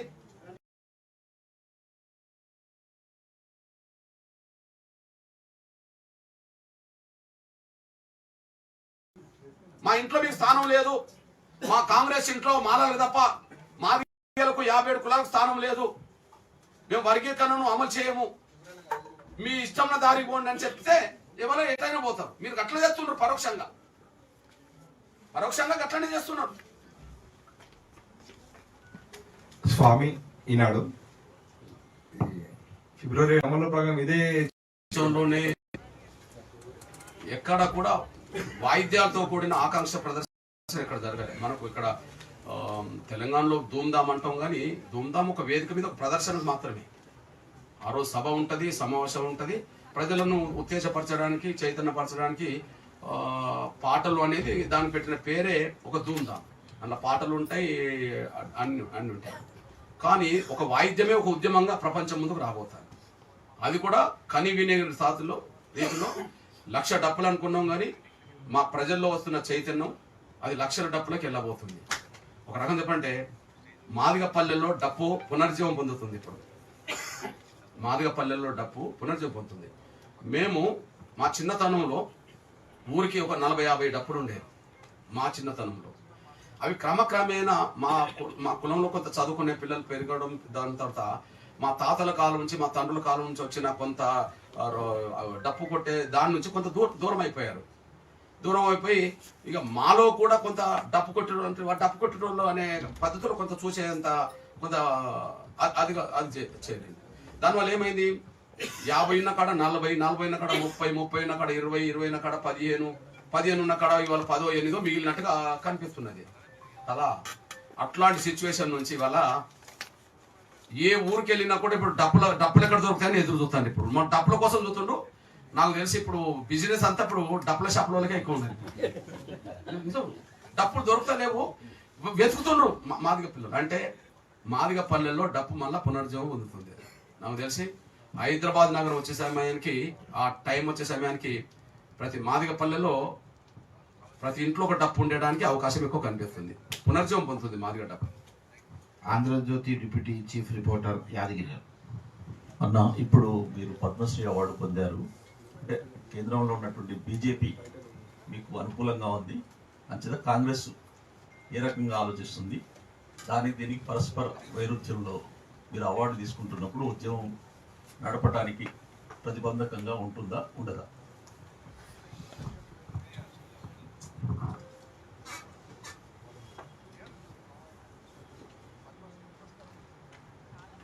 ఈ అవార్డు అనేది 30 ఏళ్లుగా జరుగుతున్న ఎంఆర్పిఎస్ ఉద్యమ నేపథ్యాన్ని, ఎంఆర్పిఎస్ మానవీయ కోణంలో చేసిన కొన్ని ఉద్యమాల నేపథ్యాన్ని దృష్టిలో పెట్టుకొని ఈ అవార్డు ఇవ్వడం జరిగింది. దాదాపు 100 మందికి పైగా పద్మశ్రీలు వచ్చాయి. మనం రాజకీయ కోణంలో చూసి అనుకుందాం. గద్దర్కి ఇమ్మని చెప్పి కాంగ్రెస్ ఎట్లా మరి ప్రతిపాదన పంపింది నరేంద్ర మోడీ గారి దగ్గరికి. జయరాజ్కి అది గోరెట్టి వెంకన్నకి ఇమ్మని, అందశ్రీకి ఇమ్మని, ఇంకోరికి ఇమ్మని ఎట్లా పంపింది? గద్దర్ కాంగ్రెస్ కాదు కదా, గోరెట్టి వెంకన్న ఇప్పటికే కాంగ్రెస్ కాదు కదా. అందశ్రీ కాంగ్రెస్లో సభ్యత్వం లేదు కదా, నాకు ఇస్తే బీజేపీ అని వైరుధ్యం చూస్తారు కదా. మరి మన ముఖ్యమంత్రి చెప్తున్నాడు కదా, మేము ప్రతిపాదన పంపాము బీజేపీ ఒప్పుకోలేదు అని కేంద్ర మంత్రులు. అంటే వాళ్ళకి వస్తే మరి వైరుధ్యం ఉండదా? అందువల్ల ఒకరికి ఇస్తే ఒకటి, ఇంకొకరికి ఇస్తే ఇంకోటి అనే పద్ధతి కావాలి. అది ప్రభుత్వం ఆయా రంగంలో సేవలు చేసిన వాళ్ళకి ఇచ్చే గుర్తింపు గల అది, అంతే కదా. ఇప్పుడు వాళ్ళను ఆయా రంగంలో సేవలు చేసినాయని కదా కేంద్ర ప్రభుత్వం దగ్గరికి లిస్టు పంపింది. మరి కేంద్ర ప్రభుత్వం దగ్గరికి ఈయన ఎందుకు పంపాలా, ముఖ్యమంత్రి ఎందుకు పంపాలా? కేంద్ర ప్రభుత్వం బీజేపీ కదా భయ్యా, కదా. మాకిస్తే బీజేపీ అని చెప్తున్నావు కదా, మరి వాళ్ళకి ఇప్పిస్తానని నువ్వే కదా. వైద్యం చూడాలి, ఇది ఆయా రంగాల్లో సేవలు చేసిన వాళ్ళకు ఇచ్చే గుర్తింపు గౌరవంగా చూడాల్సిందే తప్ప. ఇప్పుడు ఎగ్జాంపుల్, రేపు కాంగ్రెస్ పాలన వస్తుంది, ఇంకోటి పాలన వస్తుంది, వాళ్ళ దగ్గర ఈ పద్మశ్రీలు ఉండవా? ఇచ్చిన వాళ్ళకు ఇంకొక తీరుగా అంటకట్టవచ్చునా? రెండోది, ఈ తెలుగు నేల మీద ఎంఆర్పిఎస్ కొంటే ఒక చరిత్ర లేదా? అస్తిత్వ ఉద్యమాలకు కేంద్ర బిందువుగా ఎంఆర్పిఎస్ మారలేదా?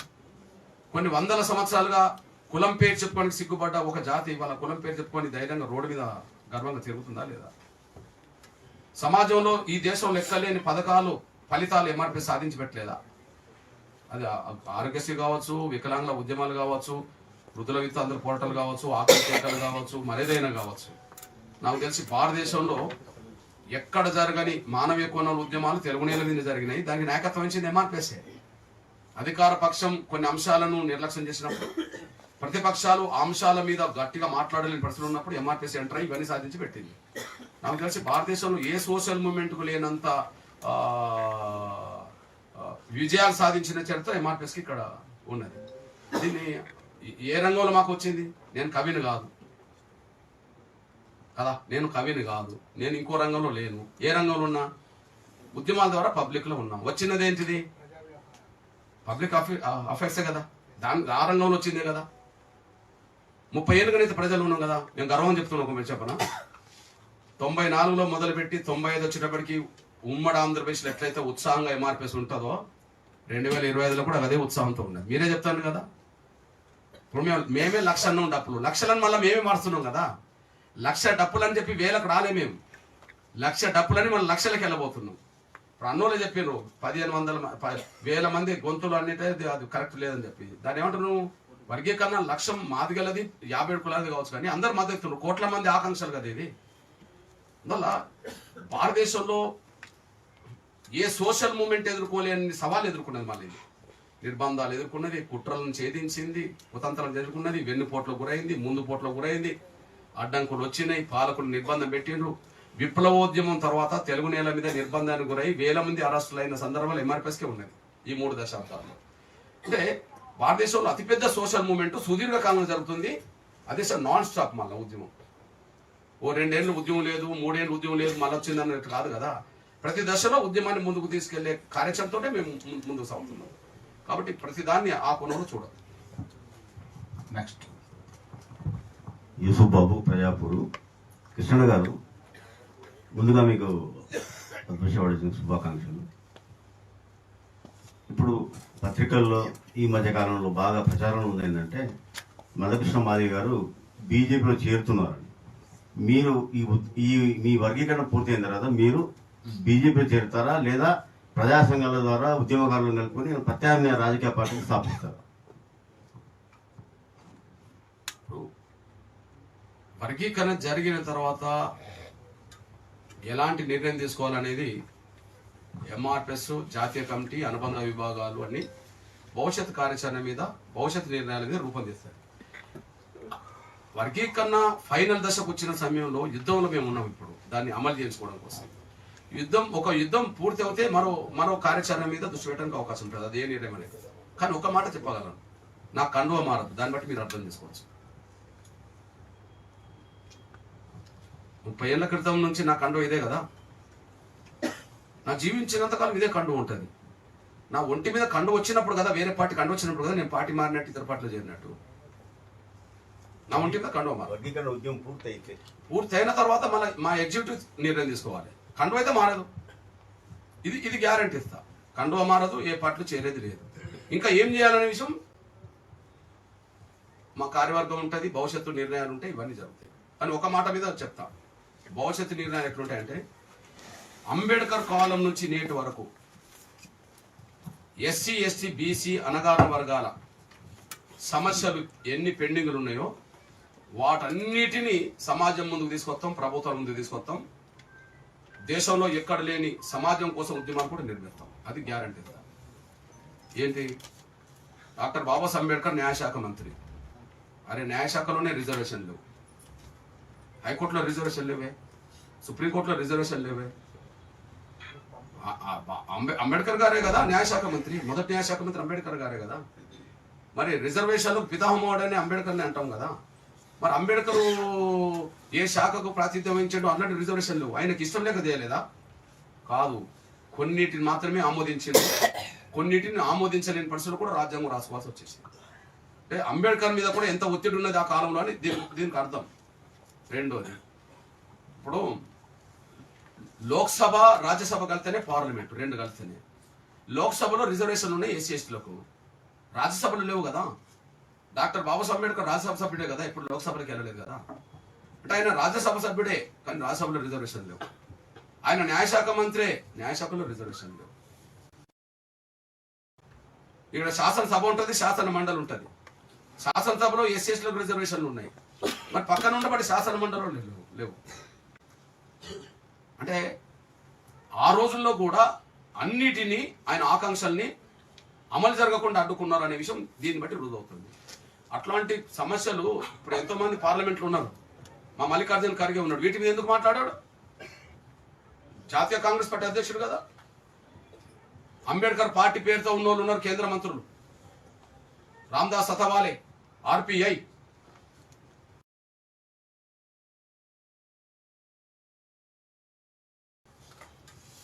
ఓకే, పాశ్వాన్ కొడుకులు ఉన్నారు ఇప్పుడు కేంద్ర మంత్రి హోదాలో.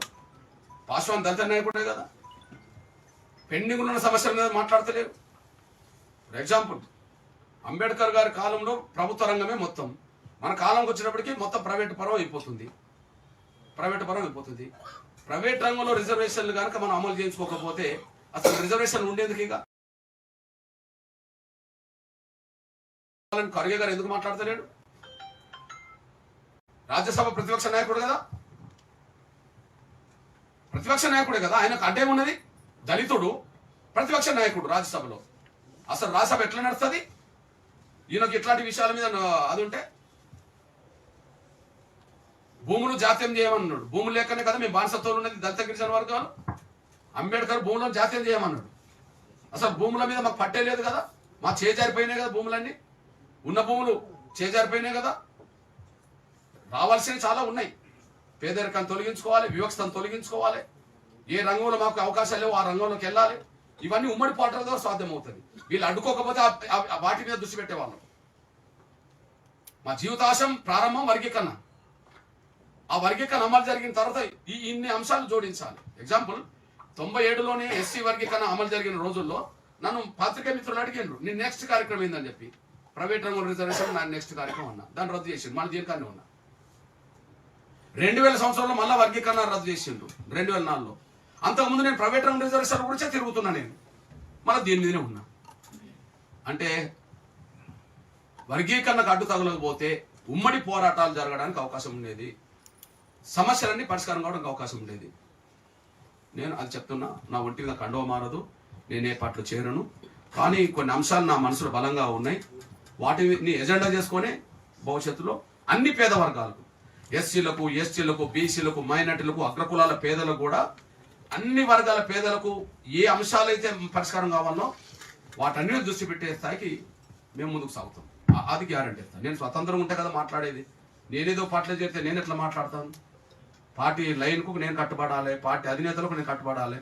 ఇప్పుడు ఎగ్జాంపుల్, ఇప్పుడు మల్లికార్జున ఖర్గే గారికి సొంత పార్టీ లేదనుకుందాము, ఆయన కాంగ్రెస్ పార్టీ జాతీయ అధ్యక్షుడే, ప్రైవేట్ రంగ రిజర్వేషన్ మాట్లాడవచ్చు కదా. రాజ్యసభ నుండి మన రాజ్యసభలో రిజర్వేషన్ కావాలని మాట్లాడవచ్చు కదా. పార్టీ అధ్యక్షుడే కానీ ఆ పార్టీ అయినది కాదు కదా, అది విషయం. నెక్స్ట్. నమస్కారం సార్, నా పేరు Nandu Nayak, Telugu popular TV sir. ముందుగా మీకు పద్మశ్రీ వచ్చినందుకు శుభాకాంక్షలు. ఎస్సీ వర్గీకరణ జరిగితే మీకు ఏంటి లాభం, అసలు లాభం ఏంటి అంటే ఏం చెప్తారు సార్? ఎస్సీ రిజర్వేషన్ల వర్గీకరణ జరగకపోతే మేము ఏం నష్టపోతున్నామో వర్గీకరణ జరిగితే ఆ నష్టం మాకు జరగదు. ఎగ్జాంపుల్ 15% రిజర్వేషన్లు ఉన్నాయి అనుకుందాం. 15% రిజర్వేషన్లో కమిషన్ నివేదిక ప్రకారంగా ఇప్పటికీ 12% విద్యా ప్రధాన ఉన్నత విద్య ఉద్యోగ అవకాశాలు 12% ఒక మాల వర్గానికి పోతున్నదని లెక్కున్నది. మేము మాదిగలు తెలంగాణ జనాభాలో ఉమ్మడాంధ్ర జనాభాలో 60% పైగా 70% ఉంటారు. ఇంకా 57 కులాలు జనాభాలో ప్రతి సింగిల్ కులం లక్షలు ఉండకపోయినా 57 కులాల జనాభా కలిసి కూడా కొంత పర్సెంటేజ్ 1-2% ఉంటుంది అనుకుందాం. ఇప్పుడు మాకు 10 రావాలి, మా జనాభా పరంగా మాకు 10 రావాలి, మా మా మా మిగతా కులాలకు ఒక 1-2 రావాలి అనుకుందాం. మరి మా 12 ఎడిపోయినాయి, మాలలు పోయినాయి. ఇప్పుడు వర్గీకరణ జరిగింది అనుకోండి, మాదిగల వాట మాదిగలకు వస్తుంది, మిగతా 57 కులాల వాట 57 కులాలకు వస్తుంది, మాలలకు 4% వచ్చింది అనుకో 4% వస్తుంది. అంటే 4% పొందిన వాళ్ళు ఇప్పటికి 12% పొందుతున్నారు. వాళ్ళకి రావాల్సింది ఎంత? 4%. పొందుతున్నది ఎంత? 12%. మేము ఇప్పుడు మాకు వస్తున్నది ఎంత? అందరికి కలిపి 4% వచ్చింది అనుకో. మరి ఇప్పుడు వర్గీకరణ జరిగితే మాకు 12% వస్తుంది. అంటే వర్గీకరణ లేకపోతే నష్టపోయిన చరిత్ర ఉన్నది. వర్గీకరణ జరగడం వల్ల మాకు న్యాయం జరుగుతుంది అనేది రికార్డు కూడా ఉన్నది కాబట్టి వర్గీకరణ కోరుతున్నాం. నమస్తే అన్న, మనతోలి వెలుగు అక్షిత్ రెడ్డి. ఒకటన్న ఇక్కడ వాళ్ళు 57 కులాలు ఉన్నాయా, వాళ్ళు ఒకటే అడుగుతున్నారు. సరే అన్న, మీతోటి మీరు అన్నట్టు జనాభా ప్రాతిపదికన రిజర్వేషన్లు ఇస్తే మీకు న్యాయం జరుగుతుంది. అదేవిధంగా మేము ఏదైతే ఇప్పటి వరకు మీకంటే మాదిగల కంటే మేము ఎక్కువ నష్టపోయి ఉన్నాం. మాకు ఒక 2% ఒకవేళ రిజర్వేషన్ అమలు అయితే మాకు ఒక 2% ఎక్స్ట్రా ఇవ్వాలి, ఒక మానవీయ కోణంలో ఆలోచించాలని చెప్పేసి వాళ్ళు చెప్తున్న పరిస్థితి. సామాజిక న్యాయం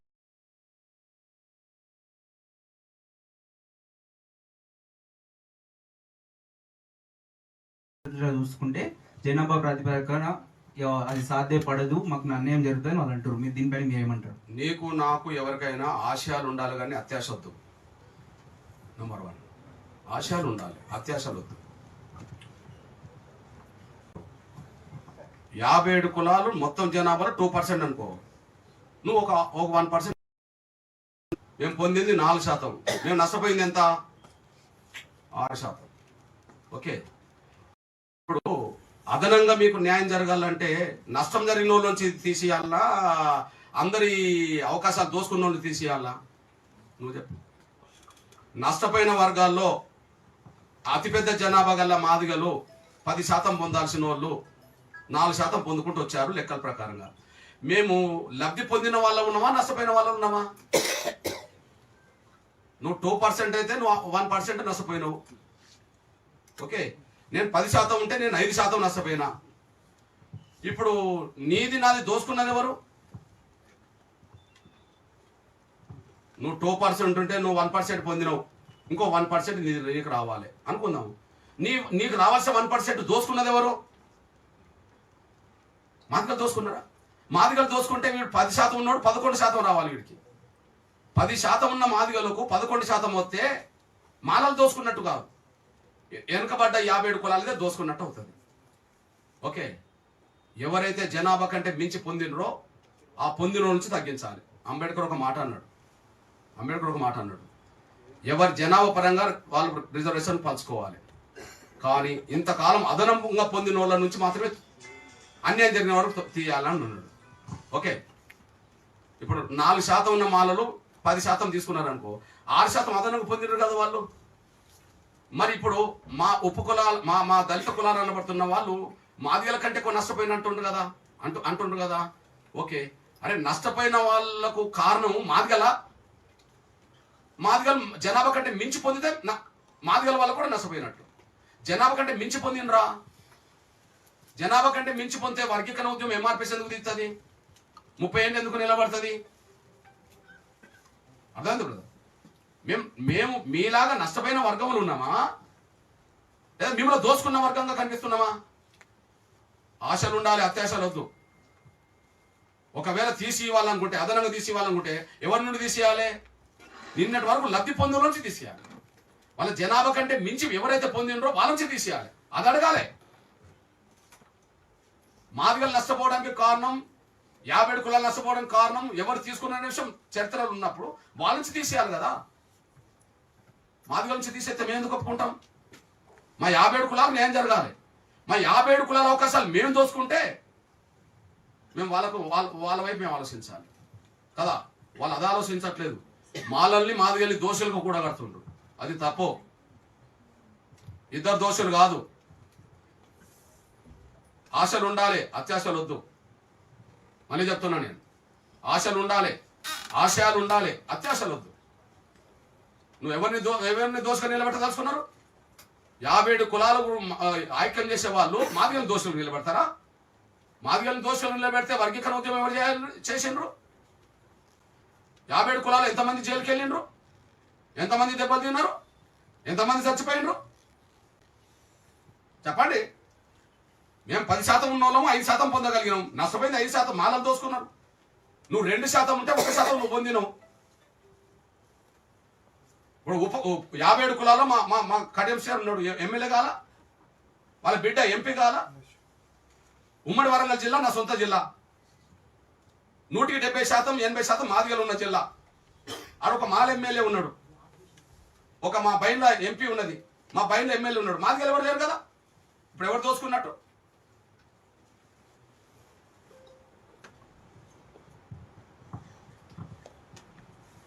దోషగా నిలబెట్టాల్సింది ఒకరినైతే ఇద్దరిని దోషగా నిలబెట్టే పరిస్థితి వస్తే మేమెందుకు మౌనం ఉంటామండి?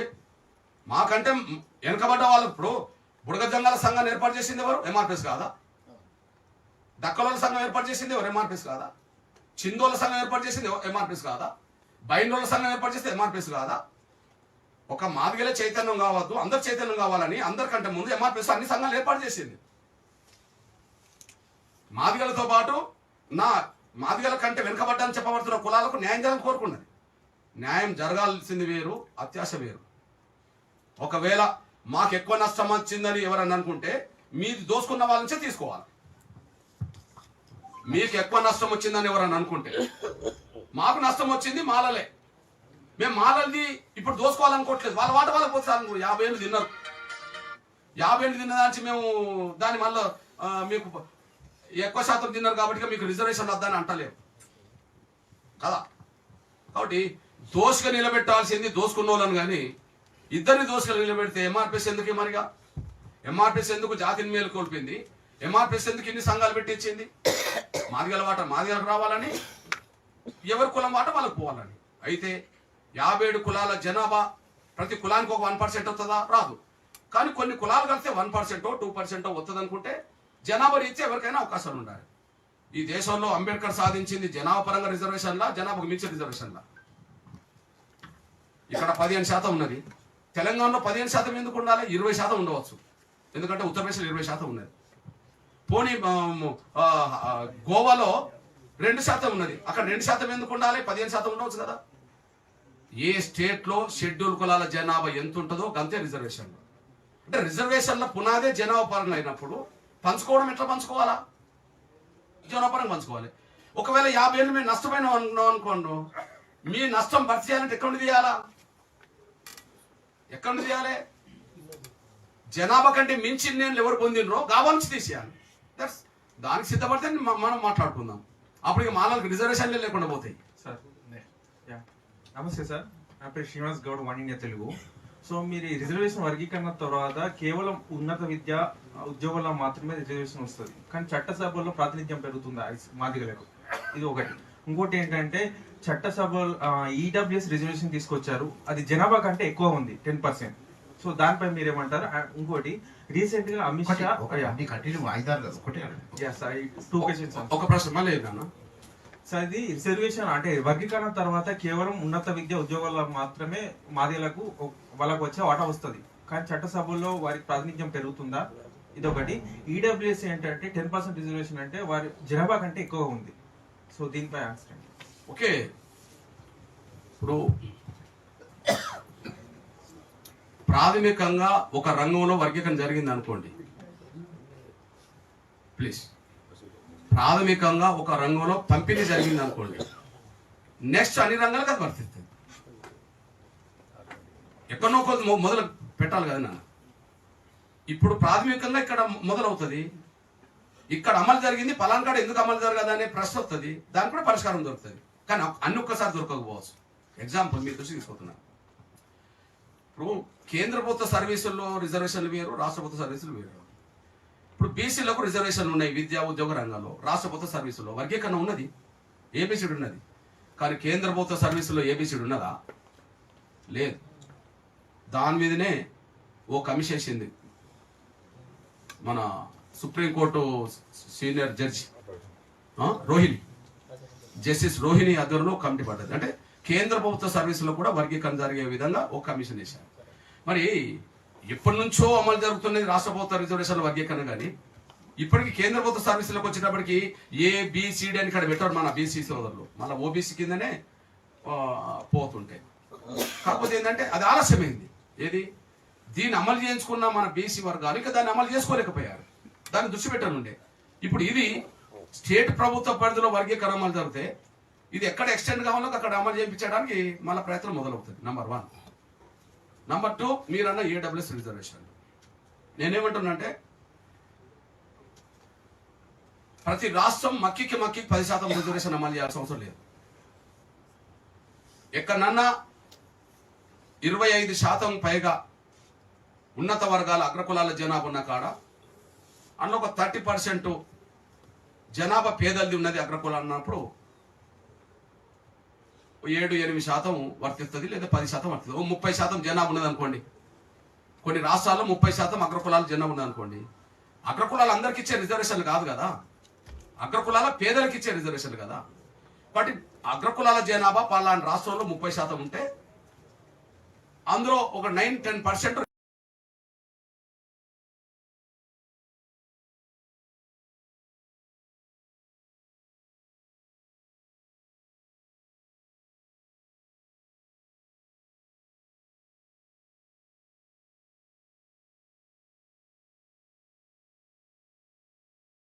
రిజర్వేషన్లు వర్తిస్తుంది. కానీ అది తెలంగాణకు వర్తించవద్దు. వాస్తవానికి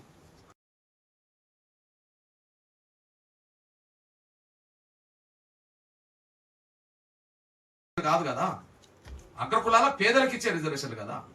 కాబట్టి అగ్రకులాల జనాభా పలానా రాష్ట్రంలో 30% ఉంటే అందులో ఒక 9-10% రిజర్వేషన్లు వర్తిస్తుంది. కానీ అది తెలంగాణకు వర్తించవద్దు. వాస్తవానికి తెలంగాణలో శ్రీకృష్ణ కమిటీ నివేదిక ప్రకారమైన, సమగ్ర సర్వే నివేదిక ప్రకారమైన టోటల్గా 10% దాటట్లేదు. 7-9-10% అనే లెక్కలు ఉన్నది. ఇప్పుడు నాకు తెలిసి బీసీల జనాభా లెక్కలకు వస్తే అవుతాయి. టోటల్ తెలంగాణలో అగ్రకులాల జనాభా ఎంతో దాన్ని బట్టి ఈడబ్ల్యూఎస్ రిజర్వేషన్ అమలు జరగాలి. దాని గురించి కూడా మన అణగారిన వర్గాల సంఘాలన్నింటితో మాట్లాడవచ్చు. కానీ ఇప్పుడు ఈ వర్గీకరణ అంశం పూర్తయినాక చాలా విషయాలను దృష్టి పెడతాం. నెక్స్ట్ సార్, నా పేరు రాంబాబు, సూర్య రిపోర్టర్ సార్. ఇప్పుడు బయట ఈ మేధావులు, మాల మేధావులు అంటున్నది ఏంటంటే రిజర్వేషన్ల పేరిట ఐక్యంగా ఉన్న దళితుల మధ్య మందకృష్ణ మాదిగ అనే ఆయన ఐక్యత లేకుండా చెడగొడుతుండు. మనకు రిజర్వేషన్లు కాదు ముఖ్యం, రాజ్యాధికారం ముఖ్యం. ఇందులో బీజేపీకి అమ్ముడుపోయినటువంటి మందకృష్ణ ఇందులో భాగంగానే ఈ రకంగా దళితులందరిలో మాదిగల్ని తీసిపోయి బీజేపీకి మూకుమ్మడిగా అమ్ముతున్నాడు. ఇందులో భాగంగానే మన పార్లమెంటు, అసెంబ్లీలో వాళ్ళ సీట్లు పెరిగినాయి. మోడీని తీసుకొచ్చి మీటింగులు పెట్టిన తర్వాతనే దీనిలో భాగంగానే ఎన్నికలు అన్ని అయిపోయిన తర్వాత ఇప్పుడు పద్మశ్రీ వచ్చింది. దీని తర్వాత రాజ్యసభ కూడా తీసుకోబోతున్నాడు అనేటువంటిది బయట బాగా ప్రచారం చేస్తారు. ఇది అంతవరకు నిజం? దీని మీద మీరు ఏమంటారు సార్? నన్ను తీసుకోమంటున్నావు అద్దంటున్నావు గజప్రద. నాకు కండవ మారదన్నా ఆయన. ఓకే, ఇప్పుడు ఒక విషయం చెప్తున్నాను. అంతో ఎంతో తెలుగు నేల మీద దేశంలో ఎంతో కొంత గుర్తింపు ఉన్నది కదా. గుర్తింపుని అడ్డం పెట్టుకుంటే నాకు ఏ పార్టీ అయినా పదవులు ఇస్తుంది కదా, ఇచ్చిన సందర్భాలే కదా. ఎగ్జాంపుల్, ఎదిగిన నాయకులను పార్టీల దగ్గర తీసుకుంటే ఏదో పదవులు ఇస్తాయి, వాళ్ళ వెనుక ఓట్లు ఉన్నాయని చెప్పి. ఈ 10 ఏళ్లలో మనకంటూ మన బీసీ సీనియర్ నాయకుడు ఉన్నాడు. ఓకే, మన ఆర్ కృష్ణ ఉన్నాడు. 2014లో టీడీపీలో చేరి ఎమ్మెల్యే టికెట్ తెచ్చుకొని ఎమ్మెల్యే కాలేదా? 2018లో మళ్ళా కాంగ్రెస్ లో చేరి మిర్యాలు కూడా టికెట్ కాంగ్రెస్ లో తెచ్చుకొని పోటీ చేసి ఓడిపోలేదు. చేరి రాజ్యసభ మళ్ళీ తెచ్చుకోలేదా?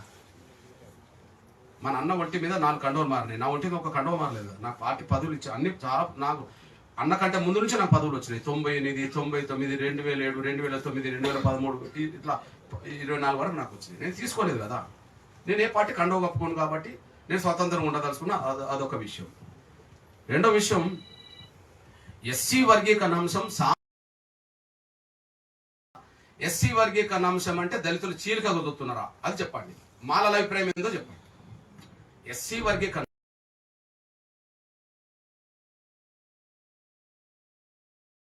అంశము దళితుల చీలికగా చూస్తున్నారా, ఎస్సీ వర్గీకరణ అంశం సామాజిక న్యాయ కోణంలో చూస్తున్నారా? ఓకే, మీరు అన్నట్టుగా ఎస్సీ వర్గీకరణ అంశం ఎంఆర్పిఎస్ తో దళితులు చీలికపోయిందంటే మరి మీరు ఇప్పుడు కాంగ్రెస్ భజన చేస్తున్నారు కదా. ఓకే, మీరు కాంగ్రెస్ భజన చేస్తున్నారు కదా, కాంగ్రెస్ కదా వర్గీకరణ మొదలు పెట్టింది ఎస్సీ వర్గీకరణ పంజాబ్లో. కాంగ్రెస్ కదా ఇక్కడ రాజశేఖర్ కాలంలో అసెంబ్లీ తీర్మానం చేసింది. 75లో కాంగ్రెస్ ప్రభుత్వం ఎస్సీ వర్గీకరణ చేసింది. రెండోది మనకి ఇక్కడ బీసీ వర్గీకరణ ఉన్నది. బీసీ వర్గీకరణ బీసీలను చీలగొట్టడానికి చేసిండ్రా? అట్లా చేస్తే ఆ దోషి కూడా మన కాంగ్రెస్ అవుతుంది. ఇక్కడ బీసీ వర్గీకరణ చేసిందే కాంగ్రెస్ ప్రభుత్వం. మీరు కాంగ్రెస్ కు భజన చేస్తానని మీరే చెప్తున్నారు కదా.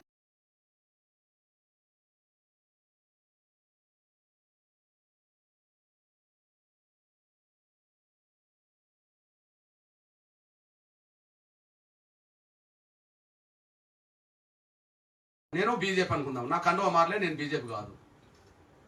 ఓకే, చంద్రబాబు నాయుడు గారు ముఖ్యమంత్రి ఉన్నప్పుడు వర్గీకరణ చేస్తా అంటే నేను చంద్రబాబు నాయుడుకి అండగా నిలబడ్డా. ఆయన ఇచ్చిన పదవులు తీసుకోలే, నా కండువా మార్చుకోలే. వర్గీకరణ మేము చేపిస్తామని రాజశేఖర్ గారు అన్న రోజుల్లో నేను కాంగ్రెస్కి అండగా నిలబడ్డా. వాళ్ళు ఇచ్చిన పదవులు తీసుకోలే, నా కండువా మారలే. ఓకే, కేంద్ర ప్రభుత్వం నుంచి నాకు సహకారం కావాలి, సుప్రీంకోర్టుకు అఫిడవిట్ ఇవ్వాలి కేంద్రం. నేను వాళ్ళ సహకారం కోరినా, వాళ్ళు సహకరించి బీజేపీకి నా జాతి అవసరం రీత్యా, నా దళిత కులాల అవసరం రీత్యా నేను మద్దతు నేను బీజేపీలో చేరినట్ట. ఒకవేళ అదే అనుకుంటే, నన్ను అట్లా దోషగా నిలబెట్టాలనుకుంటే అంబేద్కర్ని దోషగా నిలబెడతారా మీరు? అంబేద్కర్ కాలంలో రిజర్వేషన్ల గురించి పోట్లాడుతున్నప్పుడు కమ్యూనల్ అవార్డు సాధించిన మహానీయుడు ఆయన కమ్యూనల్ అవార్డు సాధించాడు కదా, దానికి అడ్డం పడ్డారు అగ్రకులాలు కదా దేశంలో. మరి ఎవరి సహకారం కోసం పోయిండు? బ్రిటిష్ వాళ్ళ సహకారం కోసం పోయిండు. బ్రిటిష్ వాళ్ళ మద్దతు లేకుండానే కమ్యూనల్ అవార్డు వచ్చిందా? కమ్యూనల్ అవార్డు ఫలితమే మనకు రిజర్వేషన్ వచ్చినాయా? అంబేద్కర్ కాలంలో అంబేద్కర్ పోరాటాన్ని అడ్డుకోవడానికి వాళ్ళకి శక్తి ఉన్నది. అప్పుడు ప్రభుత్వం బ్రిటిష్ ప్రభుత్వం ఉన్నది. అంబేద్కర్ ఎక్కడికి పోయిండు? చంద్రబాబు నాయుడు ముఖ్యమంత్రి ఉన్నప్పుడు నేను చంద్రబాబు దగ్గర పోకపోతే ఎవరి దగ్గర పోవాలా? రాజశేఖర్ గారి కాలం నుంచి మన్మోహన్ సింగ్ కాలం వరకు నేను కాంగ్రెస్ దగ్గర పోకపోతే ఎక్కడికి పోవాలా? బీజేపీ కాలంలో నేను వర్గీకరణ సాధించుకోవడానికి బీజేపీ దగ్గరికి పోతే ఎక్కడికి పోవాలా? మీరు కాంగ్రెస్ లో కానివ్వరు, బీజేపీ దగ్గర పోయి సహకారం కోరనివ్వరు. అంటే నా సమస్య పరిష్కారం కావద్దనే కదా. మీరు కాంగ్రెస్ లో కానివ్వరు, బీజేపీ సహకారం నేను కోరొద్దు, బీజేపీ సహకారం నేను కోరొద్దు. నా సమస్య ఎట్లా పరిష్కారం కావాలా? అంబేద్కర్ బ్రిటిష్ వాళ్ళ దగ్గరికి పోయి సాయం కోరి రిజర్వేషన్ సాధించడం కరెక్ట్ అవుతే, నేను బీజేపీ సహకారం కోరి నా వర్గాలకు న్యాయం చేయించుకోవడం నాది 100 రెట్లు కరెక్ట్. నీకోసం నీ విమర్శల కోసం నేను ఆగుతానా ఏంటి? Next national media India TV ప్రతినిధి సురేఖ. పద్మ అవార్డ్స్ గురించి మాట్లాడితే నిన్న రేవంత్ రెడ్డి గారు కూడా అన్నారు, ఒకవైపు మీకు శుభాకాంక్షలు తెలుపుతూనే రాష్ట్రానికి సరైనది దొరకలేదు, ఆంధ్రప్రదేశ్ కానివ్వండి అంటే వాటాలు రాష్ట్రానికి తగ్గట్టుగా ఇవ్వడం కరెక్ట్ అని. ఆయన ఎవరి పేర్లు పంపిండు? ఆయన ఎవరి పేర్లు పంపిండు కేంద్రానికి? గదర్ గారి పేరు పంపించారట, మిగతా కొంతమంది లిస్ట్ ఇచ్చారు. ఇంకెవరి పేర్లు ఉన్నాయి? గోరెంటి ఇప్పుడు వాళ్ళకి రాలేదని బాధ, నాకు వచ్చిందని బాధ. అసలు ఆ బాధ చెప్పుకున్నది. వాళ్ళకు రాలేదని బాధ, నాకు వచ్చిందని బాధ. ఒక్క మాట చెప్పాడు, కృష్ణమాది గారికి రావడాన్ని స్వాగతిస్తున్నా కానీ అన్నాడు. ఇక కృష్ణమాది గారికి చరిత్ర లేదా? ఈ ఉద్యమం, ఈ 30 ఏళ్ళ ఉద్యమంలో కృష్ణమాది గారికి చరిత్ర లేదా తెలుగు నేల మీద? ఆయనకు రావడాన్ని స్వాగతిస్తున్నా కానీ అంటే స్వాగతించడం ఎందుకు? వాళ్ళకి ఏ చరిత్ర ఉన్నదని చెప్పి నువ్వు రాశావు? వాడికి చరిత్ర ఉంటేనే కదా రాశావు. వాళ్ళకి ఏ చరిత్ర లేకపోతే రాసేటోడి కాదు కదా కదా. ఇక్కడనో కానీ నేను అంటున్నా, పోనీ ఆ నలుగురిలో మా పేరు ఎందుకు రాయాలి మరి? అది చెప్పు. ఆ నలుగురిలో ఇప్పటికే 3-4 రాష్ట్ర ప్రభుత్వం ఏదో రూపంగా భూములు కోట్ల రూపాయలు తెచ్చింది కదా. ఎవరు మొన్న ఇచ్చిందా లేదా? డిసెంబర్ 9 అంతే కదా. అంటే మీరు సాన్నిహిత్యంగా ఉన్నారు బీజేపీతో, అందువల్ల అన్నట్టుగా ఒక భావన ఇస్తున్నారు అనిపిస్తుంది. బీజేపీకి సాన్నిహిత్యంగా ఉన్నారు కాబట్టి మీకు వచ్చింది అన్న ఒక డౌట్ వ్యక్తం చేస్తున్నారని అనిపిస్తుంది. ఇప్పుడు నేను వర్గీకరణ అమలు చేయించుకోవడం కోసం ఎవరికి సాన్నిధ్యం ఉండాలో చెప్పాను. ఇప్పుడు నీకు నేను సాన్నిధ్యంగా ఉన్నాను కదా, ఎవరు మొన్నపై నిన్ను కలిశాను కదా, ఎవరు రేవంత్ రెడ్డి గారిని కూడా కలిశాను కదా. మరి వీళ్ళు బీజేపీ మనుషులు, వీళ్ళు కాంగ్రెస్ మనుషులు కాదు కదా, వీళ్ళకి ఎట్లా సిఫార్సు చేసావు బీజేపీ దగ్గరికి? నేను బీజేపీ మనిషిని మీ దృష్టిలో, మరి వీళ్ళని బీజేపీకి ఎందుకు పంపుతున్నావు? గద్దర్ని బీజేపీకి ఎందుకు పంపుతున్నావు? మరి గోరెటెంకర్ను బీజేపీకి ఎందుకు పంపుతున్నావు? వాళ్ళు ఇస్తే తీసుకుంటే బీజేపీ మనుషులు అంటున్నావు కదా, వాళ్ళు అవార్డు ఇస్తే నేను తీసుకుంటే బీజేపీ అంటున్నావు కదా, మరి గద్దర్ను బీజేపీ పంపుతున్నది మీరేనా? లేడు. ఇంకో ఎవరెవరైతే పేరు చెప్పారో వాళ్ళందరినీ మీరే పంపుతున్నారు కదా, మరి న్యాయం ఎట్లా అవుతుంది? ఆయనకు వాళ్ళకు రాలేని దానికంటే వచ్చిన వాళ్ళ మీద ఎక్కువ ఉన్నట్టున్నది కథ. రాష్ట్రపరంగా విభజించి చూడడం కరెక్ట్ అంటారా? పద్మ అవార్డ్స్ ఇలాంటి పెద్ద అవార్డ్స్ గురించి మాట్లాడుతున్నారు. ఏమా రాష్ట్రపరంగా విభజించి అంటే ఈ రాష్ట్రానికి ఇంత కేటాయించాలి అన్న ఒక ఆలోచన కరెక్ట్ అనుకుంటారా? పద్మ అవార్డ్స్ విషయానికి వస్తే నేనేంటమ్మా, ఒక లేఖ రాసి వదిలిపెట్టి రాకపోతే వాళ్ళ మీద బదనాం చేయవచ్చు అనుకోవడం వేరు, ఆ ప్రతిపాదనలు తీసుకొచ్చి గట్టిగా అక్కడ ఒత్తిడి తీసుకొచ్చి సాధించడం వేరు. ఈయన రెండిట్లో ఏది చేసిండు అనే విషయం తేలాలి. ఓ 10 పేర్లు రాసి పంపినాక ఆ 10 పేర్లను వాళ్ళు ఎట్లా ఒప్పుకోరు, ఇయ్యకపోతే ఇయ్యలేదని చెప్తే వీళ్ళన్నా నాకు అనుకూలంగా ఉంటారు అనుకోవడం వేరు, లేదా నేను పంపిన పేర్లను సాధించుకోవడానికి ప్రయత్నం చేయడం వేరు. కేవలం ప్రభుత్వం తరఫున ఒక లేఖ రాసి వదిలిపెట్టారా, సంబంధిత ఆ ప్రక్రియ జరుగుతున్నప్పుడు కదా, సంబంధిత ప్రక్రియ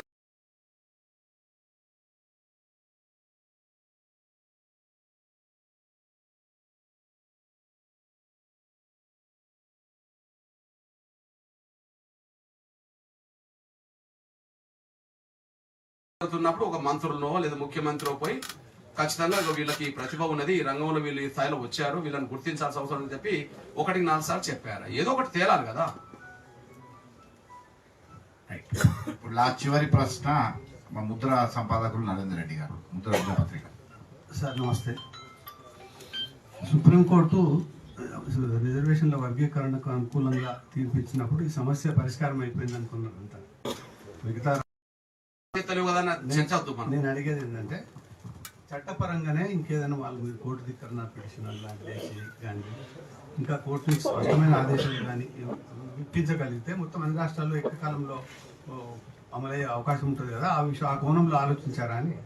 నేను ఒక విషయం అంటే సుప్రీంకోర్టు తీర్పును మనం ఏ రకంగా అంటే స్టేట్కు పవర్ లేదని ఒకనాడు తీర్పు వచ్చింది, స్టేట్కు పవర్ ఉన్నదని మళ్ళీ తీర్పు వచ్చింది. స్టేట్ పవర్ చేసుకోవాల్సింది ఎవరు? అవసరం ఉన్న కాడ చేసుకోవాల్సింది స్టేటే, అవసరం లేని కాడ చేయకుండా ఉండేది కూడా. ఇప్పుడు ఎక్కడన్నా మాకు అన్యాయం జరిగింది వర్గాలు రోడ్డు మీదకి వచ్చినాయి అనుకో, ప్రభుత్వం గుర్తించింది అనుకో చేసుకుంటుంది. అన్యాయం జరిగిన వర్గాలు రోడ్డు మీద రాలేదనుకో వాళ్ళు కాసేపు ఆపుకుంటారు. అందువల్ల స్టేట్కి పవర్ ఉన్నది వర్గీకరణ చేసుకునే అధికారం అని చెప్పిన తర్వాత చేస్తామని ఇక్కడ ఒప్పుకున్న తర్వాత ఆలస్యం జరగద్దని ఇక్కడ మేము మాట్లాడుతున్నాం. అది అన్ని రాష్ట్రాలు ఒకేసారి అవుతుంది అంటే అవసరం ఉన్న కాడ అవుతుంది, ఇక్కడ మేము మాట్లాడుతున్నాం. అది అన్ని రాష్ట్రాలు ఒకేసారి అవుతుంది అంటే అవసరం ఉన్న కాడ అవుతుంది, అవసరం లేని కాడ అవుతుంది. పంజాబ్ అవసరం చేసుకుంటుంది కదా, హర్యానా అవసరం చేసుకుంటుంది కదా, తమిళనాడు సమర్పణ ఈ కార్యక్రమం ముగిసింది. ఇప్పుడు వందన సమర్పణ చేయాల్సిందిగా మా డిప్యూటీ జనరల్ సెక్రటరీ రాములు గారిని వేడుకొని కావాలి. ధన్యవాదాలు. 1 గంట జరగాల్సిన కార్యం 1 గంట 50 నిమిషాలు. అందరికి ధన్యవాదాలు. రైట్. అందరికీ నమస్కారం. ఏదైతే ఫిబ్రవరి 7వ తేదీన లక్ష డప్పులు పేరుతో ఎంఆర్పిఎస్ ఆధ్వర్యంలో జరుగుతున్న రిజర్వేషన్ల పోరాట పూర్వ సభ సందర్భంగా ఈరోజు టీయూడబ్ల్యూజే ఆధ్వర్యంలో జరిగిన మీట్ ది ప్రెస్ కార్యక్రమానికి ఇటీవలే పద్మశ్రీ అవార్డు గ్రహీతగా ఉన్న ఎంఆర్పిఎస్ వ్యవస్థాపకులు మందకృష్ణ మాదిగ గారు